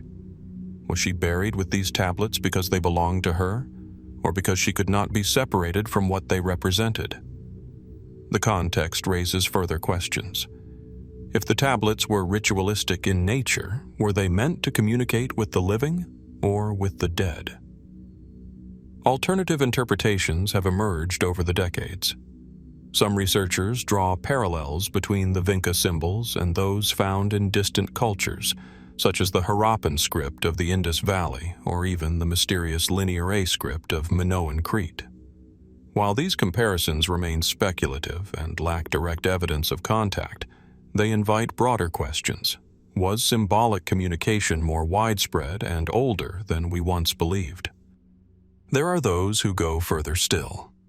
Fringe theorists propose that the tablets are remnants of a lost pre-flood civilization, or evidence of a forgotten epoch of literacy swept away by catastrophe. Others hint at unknown migrations, suggesting that knowledge of writing may have originated in Old Europe, only to be extinguished and later reborn in Mesopotamia. Yet these ideas, while provocative, remain on the periphery of accepted scholarship. There is no definitive Rosetta Stone to decode the Tărtăria tablets, no bilingual inscription, no clear grammar, only symbols, haunting, silent, etched in clay, their meanings buried with the woman who once carried them. Why do we resist the idea that writing could have emerged independently in more than one place? Is it because it complicates the linear narrative of civilization's rise, from the Fertile Crescent outward? Or does it challenge a deeper assumption, that complexity and the need to record it only comes with cities, kings, and conquest? The tablets have not revealed their full story. Some even question their age, arguing that the clay may have been disturbed during excavation, skewing the dating. Others note that the signs could be imitations of sacred motifs rather than functional writing. And yet, despite these cautions, the tablets persist, objects out of time, carved by hands that lived and died long before Egypt's first pyramid rose, before the ziggurats of Sumer cast their shadows. Whoever shaped them was not trying to impress the future. They were leaving something behind. For the gods, perhaps, or for their ancestors, maybe even for us. What was so important that it had to be recorded, not spoken, not sung, but inscribed in earth? What secrets lie within the symbols? A name? A story? A law? Or perhaps something more intangible? A whisper from a world we no longer understand. The Tărtăria tablets remain silent, and yet they speak to us still, not with words, but with wonder. Beneath the windswept plains of northern Europe, where the soil runs deep and black beneath golden fields of wheat, the past lies quietly until it is disturbed. In a clearing near Talheim, Germany, a construction crew broke ground in 1983 and uncovered something no one expected. Bones. Not a few, not even a dozen, but dozens, interwoven, piled closely together, as if in hurried burial. Men, women, children, entire families entombed in one shallow trench. There were no grave goods, no sign of ceremony, only fractured skulls, shattered limbs, and an overwhelming sense of violence. It would be the first of many. Archaeologists call it the Talheim Death Pit. Radiocarbon dating places it around 5000 BC, at the dawn of the Neolithic era in Europe. The victims, at least 34 individuals, had all been struck down with blunt instruments, most likely stone adzes, tools often used in farming and woodworking. Yet here, they became weapons. This site and others like it raise chilling questions about humanity's early history. Why were these people killed? Was it warfare, a massacre, a punishment? What happened in these quiet fields over 7,000 years ago? At first glance, the explanation seems straightforward. As Neolithic communities expanded, so too did competition for land, water, and resources. The linear pottery culture, to which the Talheim people belonged, was spreading rapidly. Could this have been an early act of territorial conquest? Did one village wipe out another in a bid to control the fertile soil? And yet, the story may not be so simple. Elsewhere in Europe, similar mass graves have been uncovered. each bearing their own silent testimony.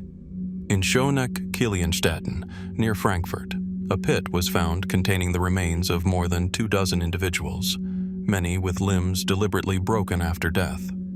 In Herxheim, also in Germany, archaeologists discovered a ritual complex where the disarticulated bones of hundreds, possibly over 1,000, individuals were deposited over several decades. Their skulls were often scalped or cracked open, their long bones split, perhaps for marrow.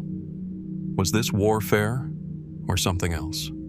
Some scholars propose that these mass burials were the result of intergroup conflict, a dark but natural extension of growing sedentism and social organization. Farming required land, land meant borders, and borders bred tension. But others see patterns that don't align with the typical logic of war. In many sites, women and children are disproportionately represented. Sometimes, only specific demographics are missing, suggesting possible abductions or selective killings. Could these have been ritual killings? Sacrifices to appease gods or natural forces? Was the destruction of the body part of a belief system now lost to time? And what of cannibalism? At Herxheim, the signs are hard to ignore. Cut marks on bones, bones boiled or roasted, tongues removed, skulls shaped into bowls. Was this ritual cannibalism, meant to consume the essence of the dead, or a practice born from desperation in times of starvation, or perhaps both? Even more disturbing are the implications. This wasn't an isolated event. The depositions occurred over time, with remains transported from distant locations. Herxheim may have been a center, a place of convergence or of judgment. But by whom and for what? Across the English Channel, at the site of Hambledon Hill in southern England, another Neolithic enclosure revealed mass human remains, some violently killed, others buried in pits alongside pigs and tools. These were not battlefield dead. They had been carefully arranged, buried with meaning, though the meaning itself is now opaque. What compels a community to destroy itself or its neighbors? How does violence become ritual? And when do we cross the line from necessary survival to orchestrated cruelty? Mainstream archaeology attempts to read these sites through the lens of early human behavior. Tribalism, scarcity, resource competition. The emergence of farming changed not just how humans lived, but how they viewed others. With sedentism came property, and with property came fear of theft, of intrusion, of difference. But there are other perspectives. Some researchers suggest that these mass graves may represent failed experiments in early social order. Perhaps these were punishments for breaking communal laws or mass executions in response to rebellion. Were these the consequences of early hierarchies asserting control? And then there are the theories that venture further into the unknown. Were these people marked by something more than geography, by belief? Were they outsiders, not in language or ancestry, but in spirit? Were they seen as threats not because of their weapons, but because of what they worshipped or what they refused to worship? Could the mass graves be evidence of ideological purges, an ancient form of cultural cleansing carried out not by kings, but by elders, priests, or mobs? And what of the sites where the violence defies any apparent logic? In Palestine, near the Carmel Mountains, the Nahal Ein Gev II site revealed remains from the Natufian culture, dating back to around 12,000 BC. Here, archaeologists found tightly clustered bodies, buried with elaborate grave goods. Yet some showed signs of trauma, others did not. Skulls were removed, sometimes years after burial. Were these acts of reverence or violation? As we look back on these ancient graves, we are reminded that humanity's earliest chapters were neither peaceful nor predictable. Violence was not always random. It could be systematic, deliberate, and even sacred. But the question lingers. Did these people die in war or in ceremony? Were they victims of famine-driven desperation, or of human cruelty given ritual justification? We may never fully know. Their bones have been studied, measured, catalogued, their wounds mapped, yet their stories remain untold. No voices rise from the earth. No inscription names the reasons. And in that silence, the mystery deepens. Perhaps these were not the first wars, but the first reckonings. Not crimes of passion, but declarations of power. Or perhaps they are the evidence of something else entirely, something we have yet to comprehend. When we gaze into these prehistoric graves, we are looking not just at death, but at belief, at the beginning of what it meant to fear, to exclude, to destroy, and maybe also at what it meant to remember. What truths lie buried beneath the layers of soil and time? What memory, if any, did these people hope to leave behind? Or were they meant to be forgotten? In a silent mountain valley of eastern France, far from the roads and towns of the modern world, a cave opens into shadow. Its walls are cold, slick with moisture, and the only sound is the occasional drip of water echoing across time. Here, beneath layers of sediment and darkness, archaeologists unearthed something astonishing: an ancient human skull, its crown delicately carved open in a precise circular pattern. The bone surrounding the hole was smoothed at the edges, and most remarkably of all, it had begun to heal. The person had survived.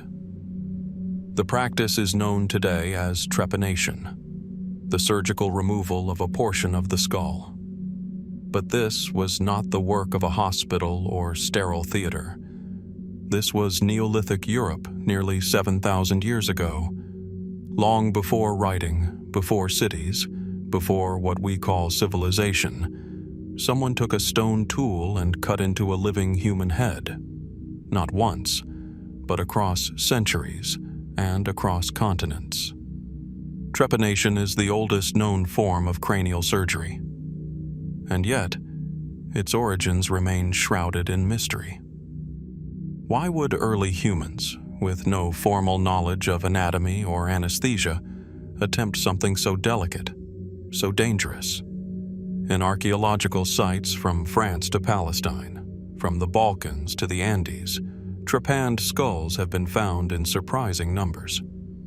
In one Neolithic grave near Ensisheim, France, nearly half the recovered skulls bear signs of trepanation. Some show clean, symmetrical openings. Others reveal multiple attempts, sometimes overlapping, suggesting not a single procedure but a practice, a tradition. Was it medical? Many researchers believe so. One of the most common modern interpretations is that trepanation was used to relieve pressure from head trauma. In prehistoric societies, injuries from falls, violence, or animal attacks would have been common. A fractured skull could lead to swelling, bleeding, unbearable headaches, even madness. Trepanation might have been a way to alleviate these symptoms. Evidence of healing suggests that, at least in some cases, it worked. But the deeper we look, the less clear the picture becomes. In some graves, trepanned skulls appear without any other sign of injury. No fractures, no bruising, no trauma. And in other cases, the openings seem to have been made post-mortem, long after death had silenced the patient. So what then was the purpose? Was this surgery or ritual? Could it have been spiritual in nature, an attempt to release something trapped inside? A soul, a spirit, a demon? In the mountains of Bulgaria, a Neolithic skull dating to around 4000 BC shows a large rectangular opening, carefully chiseled out with stone tools. There is no indication of injury or disease. The person was otherwise healthy, and yet someone performed this extraordinary act. Why? Some anthropologists suggest that trepanation may have been part of a shamanic tradition, a sacred rite performed by spiritual leaders. Perhaps it was believed that opening the skull allowed for a closer communion with the gods, or with the ancestors. Was the brain seen as a vessel of the soul? Was trepanation a way to set it free? And who performed these procedures? The skill involved is undeniable. Stone tools, obsidian, flint, even sharpened bone, were used to scrape, drill, or cut into the skull, all without puncturing the membrane beneath. In successful cases, the patient lived for months or even years afterward. This required a steady hand, detailed knowledge, and a willingness to take unimaginable risks. Were these early neurosurgeons revered figures in their societies? Priests? Healers? Or both? One of the most haunting discoveries comes not from Europe, but from the highlands of Peru. In the pre-Columbian Andes, trepanation was practiced on a massive scale. Skulls recovered from Inca and pre-Inca burials show not only circular holes, but star-shaped and square openings, some as large as an adult's palm. Many of these individuals lived long after the operation, as evidenced by bone regrowth. In some cemeteries, over 60% of male skulls were trepanned. Here, too, the motivations blur. Some victims show signs of head trauma, consistent with battlefield injuries. Others do not, and still others display multiple surgeries, performed over the course of a lifetime. Were these elite warriors? Religious initiates? Test subjects for early medical knowledge? Even more puzzling are the skulls discovered in Palestine, dated to the Neolithic period, where trepanation occurs alongside elaborate burial customs. In one case, a child's skull was trepanned, evidence of a procedure done with care and precision. The child did not survive. Was this an act of desperation or something else?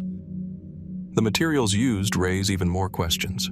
In some cases, obsidian blades, sharper than modern steel, were the tool of choice.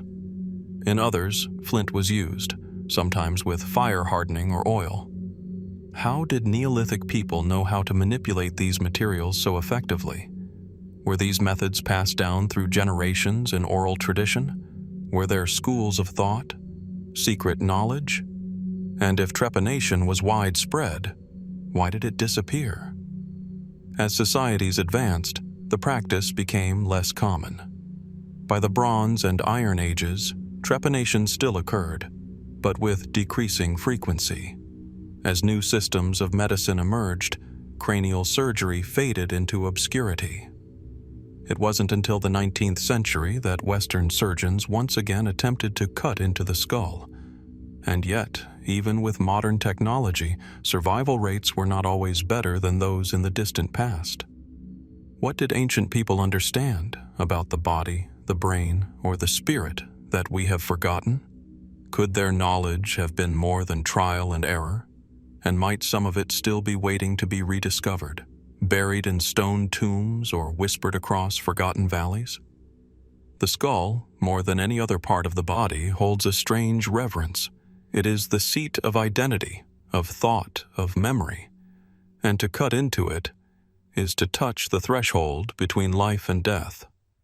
When we peer into these ancient remains, hollowed, scarred, healed, we are reminded that long before modern science, humans grappled with pain, with illness, with questions they couldn't answer.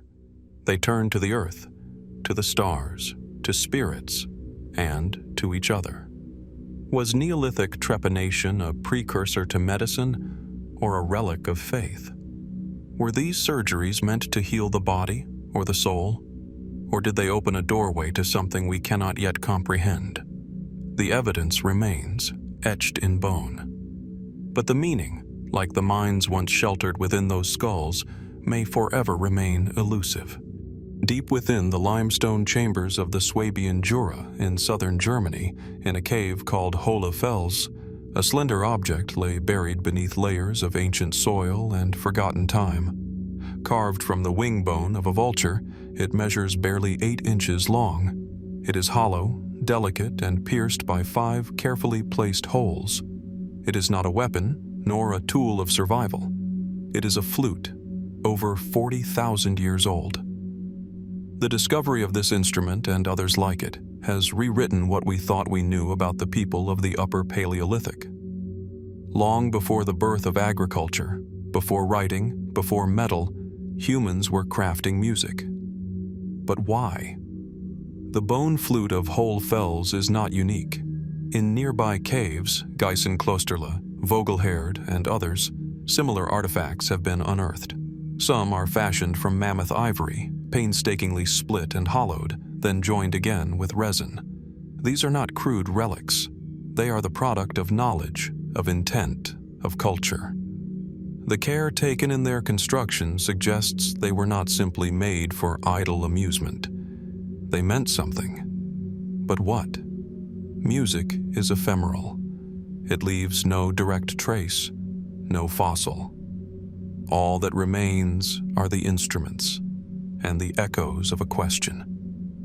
What did it sound like? And who played it? What might it have meant to gather in the flickering firelight of a cave, surrounded by shadows of painted bison and reindeer, while haunting notes rose and fell in the darkness? Was this the soundtrack of ritual, of story, of mourning or joy? Mainstream archaeology agrees on one point.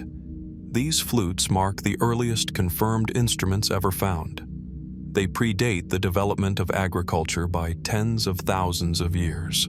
They emerge in the archaeological record alongside extraordinary cave art and sophisticated tools, and they are not isolated. Similar instruments have been discovered in places as far apart as France, Romania, and even Palestine, where fragments of bone flutes with finger holes have been found in Upper Paleolithic layers.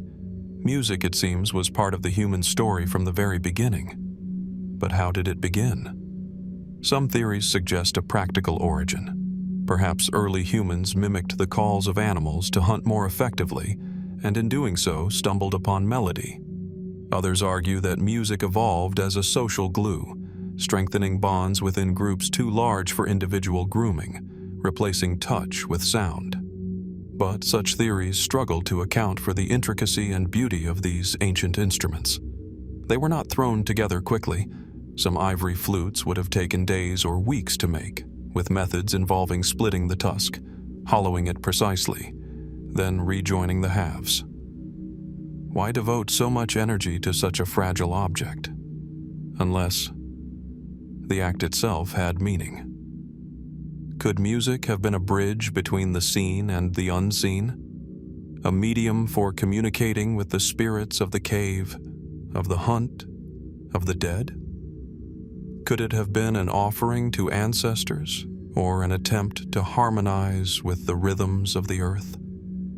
The location of the instruments deep within sacred spaces hints at this possibility.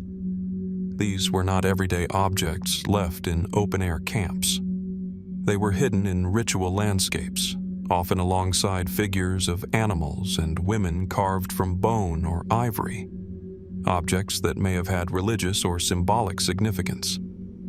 In one case, a flute was discovered near a carved figurine of a human with a lion's head. Half man, half beast. What myths were these people telling? What gods were they invoking? More speculative ideas push the boundaries even further. Could some of these instruments have been tuned to frequencies that induced trance states?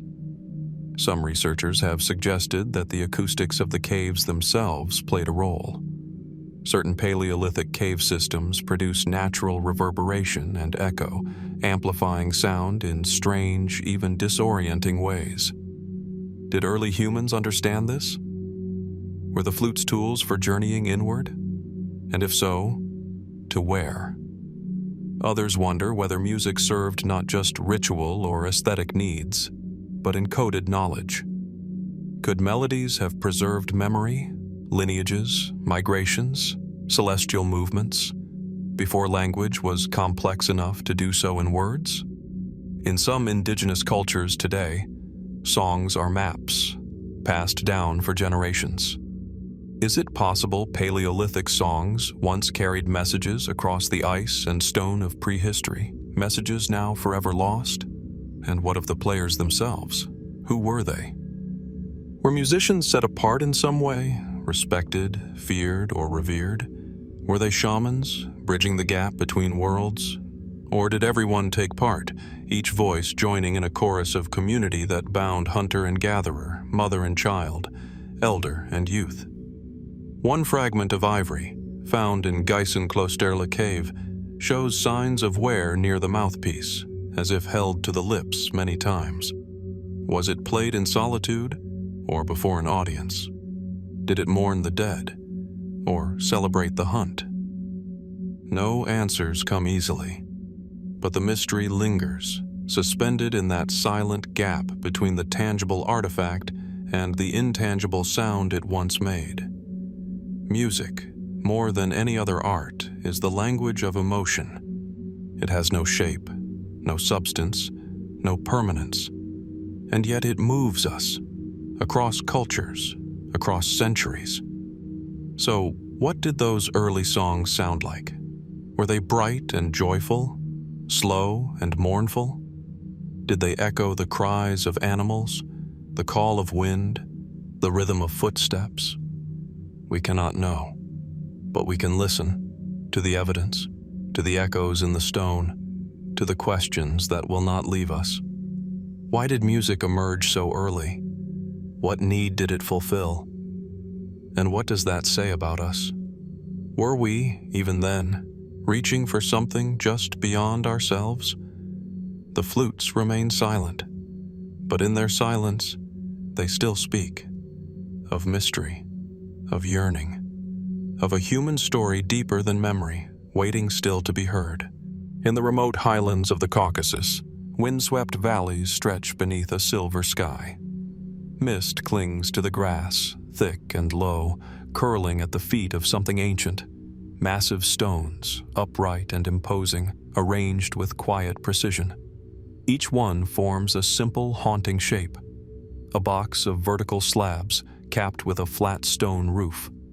They rise like silent sentinels from the earth, half buried in time, their edges softened by centuries of weather. These are dolmens, some of humanity's oldest surviving structures, and no one knows why they were built. Scattered across vast regions of Eurasia, from the Korean peninsula to northern France, from southern India to Palestine, dolmens appear in their thousands. They are remarkably similar in form, despite the great distances between them. A chamber of stone, sometimes with a circular opening like an eye, a passage for something, or someone, to move through. Most date to the Neolithic and early Bronze Age, somewhere between 4000 and 2000 BC, yet their design varies little, as if shaped by a single, unspoken idea. Were they tombs? Many contain human remains, often fragmented, sometimes multiple individuals interred over time. This has led many scholars to see them as collective burial sites, perhaps the resting places of early tribal leaders or entire family lineages. The idea is plausible, even supported by excavation. But not all dolmens contain bones. In fact, a significant number are entirely empty, devoid of grave goods, ashes, or any organic residue. Were these cenotaphs symbolic graves for those whose bodies were never recovered? Or were they never tombs at all? In Western Europe, particularly in Brittany and the British Isles, dolmens often align with solar or lunar events. Some face the rising sun on the solstice, or are positioned to catch the light in specific ways. This has led to speculation that they served a ritual or astronomical purpose, a kind of early observatory or a sacred structure marking transitions between seasons, life, and death. Yet in the Caucasus, their orientations seem random. In Palestine, some dolmens appear in isolation, others in dense clusters, as if forming a kind of necropolis or forgotten village. What determined their placement? And how were they built? Some dolmens weigh tens of tons. The capstones alone often exceed the mass of modern vehicles. Yet there is no evidence of pulleys, wheels, or draft animals from the period in which they were constructed. Early builders must have used ropes, logs, and sheer human labor. But that only raises more questions. What compelled these early people, scattered, nomadic, focused on survival, to pour such effort into erecting cold, immovable stone? And to do it again and again, across centuries, across continents? There is also the question of design. The shape of the dolmen is stark and consistent. A stone box, a roof, and sometimes a round portal carved with uncanny smoothness. This soul hole, as it's been called, invites speculation. Was it a way for the spirit of the dead to leave the tomb? Or was it for offerings, food, light, sound, to pass into the chamber? In some Korean dolmens, these openings face hills or mountains, as if in homage. In the Levant, the holes often face the open plain.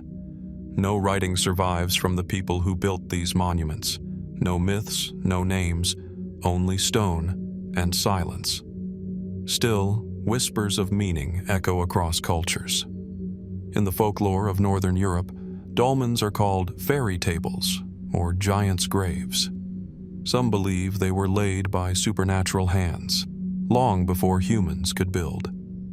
In Korea, traditions suggest they mark sacred places where the heavens and earth connect. In parts of the Caucasus, local legends speak of ancient heroes buried beneath the stones, their spirits still guarding the land. Modern archaeology has sought more grounded answers. Theories have emerged linking dolmens to social organization, the idea that they mark the rise of hierarchical communities capable of coordinating large-scale projects. Others see them as boundary markers, signposts for seasonal migrations or territorial claims. Yet none of these explanations fully account for their symbolic weight, because the dolmen is not merely functional, it is deliberate, monumental, imposing. Some have suggested a kind of acoustic resonance, chambers tuned to enhance the human voice or the sounds of drumming echoing like thunder in confined space. Could dolmens have been used in rites of passage, in rituals of remembrance, or contact with the dead? What happens when you sit inside one and hum, or sing, or speak? Still others look beyond the material. A few researchers, tracing patterns in global dolmen distribution, wonder if knowledge was shared between early civilizations in ways we have yet to understand. The structural similarities between dolmens in India and Northern Europe, or Palestine and Siberia, hint at cultural connections long dismissed as impossible. Were these echoes of a deeper tradition, something passed along vast routes of migration long before written history? More speculative voices go even further. Could dolmens be part of a forgotten knowledge system? Are they relics of a time when humans viewed space, death, and memory through a different lens, one we no longer share? A few fringe theories link dolmens with telluric currents, or Earth's natural electromagnetic lines, suggesting they were placed deliberately at points of energy. Others argue they functioned like antennas, channeling unseen forces.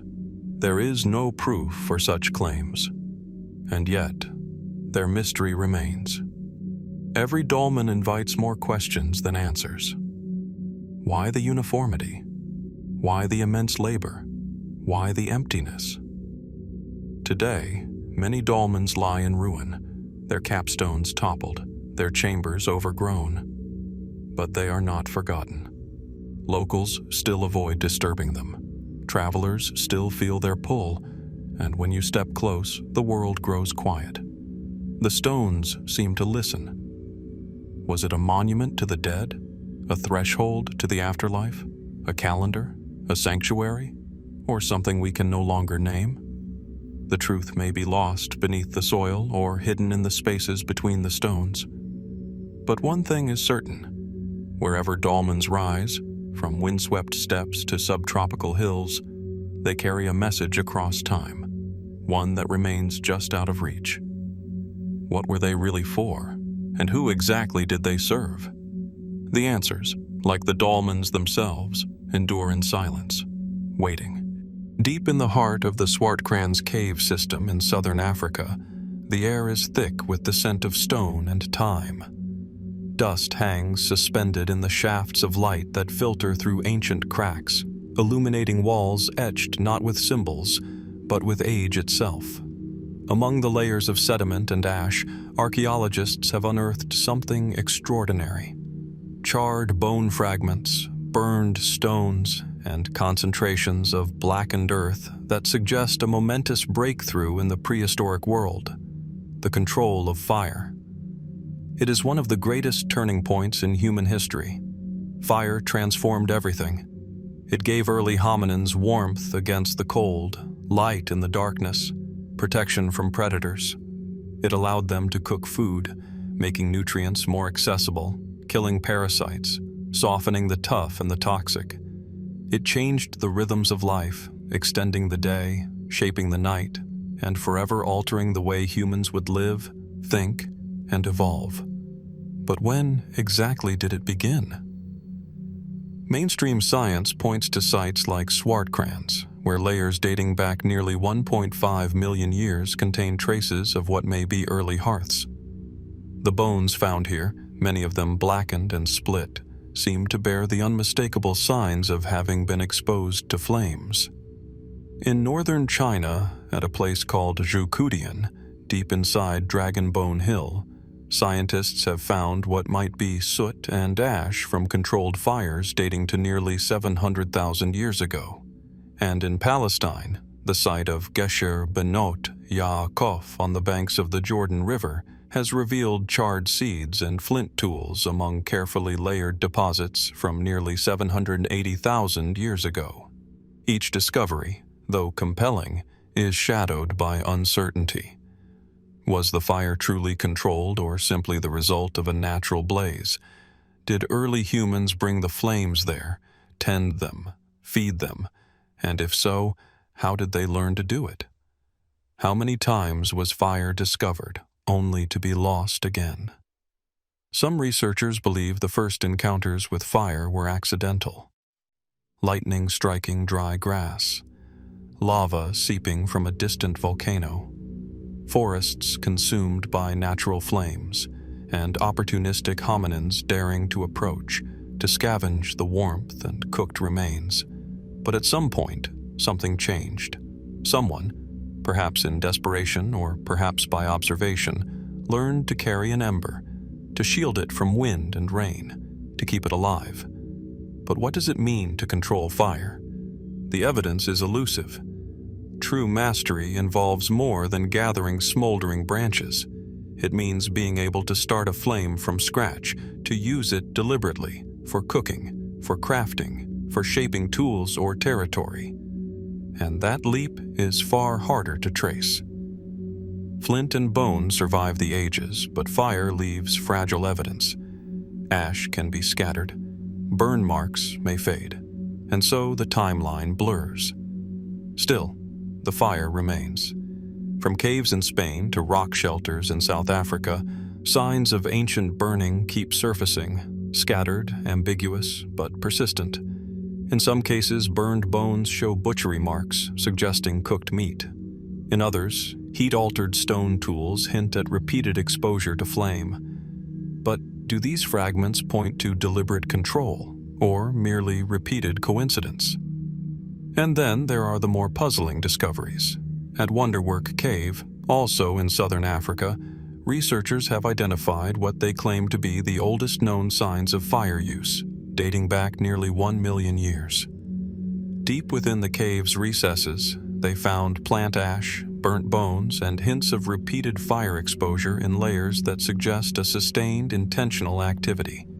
If true, it would push the boundary of human mastery back further than most textbooks allow. But questions remain.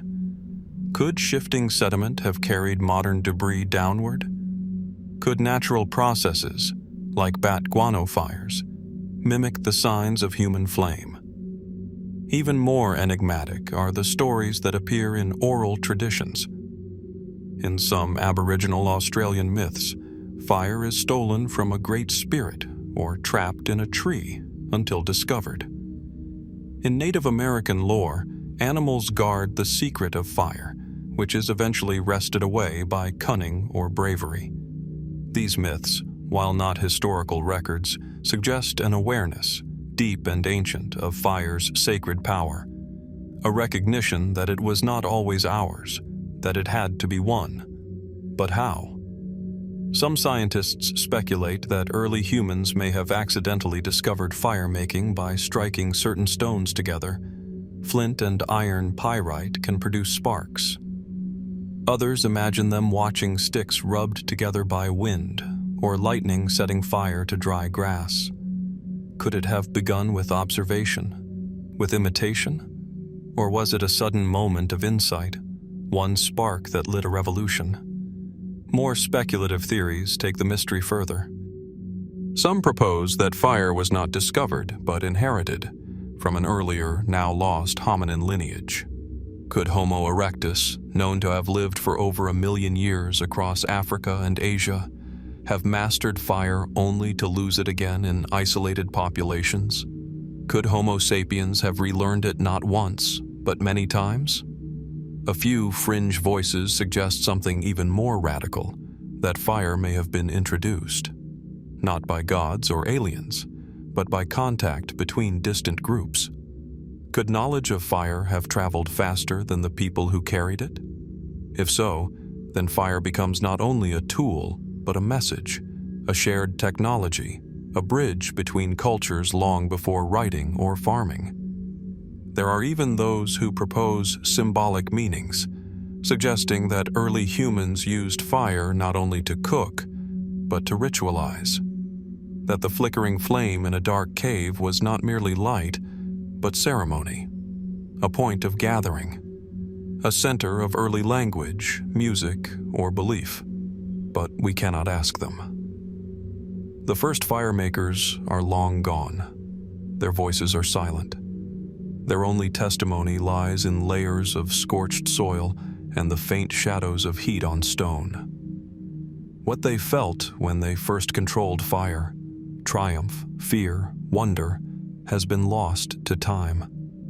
Yet the question lingers: when did humans first light the dark? And what did that moment mean? Even now, despite all we've uncovered, the truth lies just beyond the flame's edge, flickering, fading, waiting to be found. In the damp twilight of Gough's Cave, nestled deep within the limestone cliffs of Somerset, England, the silence is nearly absolute. The air is cool, still, and heavy with the weight of eons. Stalactites drip in slow motion, like an ancient clock ticking through forgotten ages. But beneath this quiet surface lies something far more unsettling. In sediment layers over 14,000 years old, archaeologists uncovered human bones, hundreds of them, bearing precise and deliberate marks. Some were smashed open to extract marrow. Others showed evidence of skinning, scalping, even the meticulous shaping of human skulls into bowls. What happened here, and why? The idea of prehistoric cannibalism sits uneasily in the imagination. It's a subject that provokes discomfort, sometimes denial.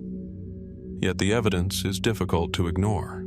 From the caves of Europe to the rock shelters of Asia and the slopes of the Andes, traces of human flesh consumed by other humans have surfaced again and again. But the mystery lies not just in the act, but in its meaning. The bones in Gough's Cave are not the only ones that speak of this practice. In northern Spain, at the site of Gran Dolina in the Sierra de Atapuerca, archaeologists discovered remains of Homo antecessor, one of the earliest known human species in Europe, dating to nearly 800,000 years ago. The bones, including those of children, were fractured in consistent patterns, stripped of muscle, and marred by tooth marks indistinguishable from those found on animal prey. The implication was clear. Cannibalism was practiced, possibly as a routine behavior. But what drives such a choice? Was it born of desperation, starvation, in times of harsh climate and dwindling resources? Or could it have held ritual or cultural significance beyond mere survival? Mainstream interpretations often begin with necessity. In environments where food was scarce and winters were long, the remains of fallen group members, or captives from rival bands, may have been consumed to preserve life. During the Paleolithic, communities lived on the edge of subsistence. Every calorie mattered. To discard a source of nourishment, even a human one, might have seemed wasteful or even taboo. But this utilitarian view begins to falter under closer scrutiny. The skull cups of Gough's cave, carefully cleaned and shaped, suggest something more than simple consumption. The bones were not randomly broken or discarded. They were treated with care, almost reverence. This pattern repeats at other sites. In France, at Le Placard and Istoritz, similar cranial modifications have been found. In Croatia, at the Neanderthal site of Krapina, bones over 130,000 years old show intentional breakage consistent with marrow extraction, raising the possibility that even Neanderthals may have engaged in this practice. Was it ritual? Some anthropologists believe cannibalism may have been used to honor the dead, to absorb their strength, their wisdom, their spirit. In this interpretation, it becomes a deeply symbolic act, a form of respect, not desecration. Others suggest it may have been used to shame enemies, turning defeated foes into nothing more than sustenance. A brutal, psychological form of domination. Still more theories suggest social functions. Could it have been a rite of passage, a means of cementing group identity, or a ritual connected to seasonal cycles, death, and rebirth? There are darker possibilities too. In some fringe interpretations, cannibalism is seen as a form of population control, an extreme response to overcrowding or disease. Others go further, proposing that it may have been part of an ancient belief system now entirely lost to us. That perhaps these bones are not just evidence of physical hunger, but of spiritual need, of a world where the boundaries between life and death, human and divine, were far more fluid. And yet, how much can we really know? In many cases, the evidence is ambiguous. Human bones fractured and burned may indicate cannibalism or cremation. Cut marks might suggest butchery or defleshing for burial. The challenge lies in interpretation. Without written records, without oral history, we are left to read meaning in the mute language of bone. At Gough's cave, analysis of bone chemistry, breakage patterns, and tool marks has given us one of the clearest cases. But even here, the motivations remain opaque. Were the people who shaped skulls into drinking vessels performing a sacred rite? Or were they simply surviving in a world that offered few choices? Complicating matters further is the discovery that cannibalism was not limited to one group, one time, or one place.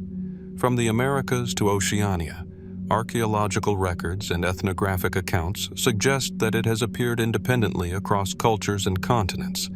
Was this a convergence of necessity, or does it hint at something deeper in the human psyche? In some ancient societies, it was the gods themselves who demanded flesh. Sacrifice was a gift, sometimes plant, sometimes animal, and in certain rare cases, human. Could prehistoric cannibalism be the distant ancestor of these later rituals, a primal offering to unseen forces? Others look to neurological evidence.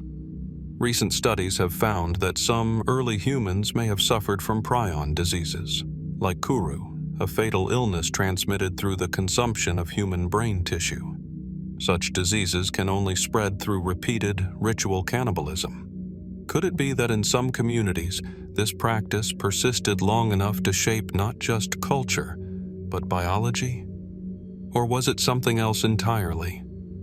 Could the act of consuming another human have been a way to confront death itself, to gain power over it, to transform grief into sustenance, to understand the mystery of the body by breaking it down? We may never fully know. In the end, the bones remain, cracked, scraped, silent. The soil holds their stories, but only in fragments. Without voices to guide us, we're left with shadows, patterns, and the faint echoes of fire-lit nights. Did these ancient people we now study act out of desperation or belief? Were they survivors, mystics, or both? As we sift through the layers of earth and time, one question lingers. How much of ourselves do we see in them? And how much remains forever unknown, sealed in the dark, waiting to be uncovered? The mystery endures.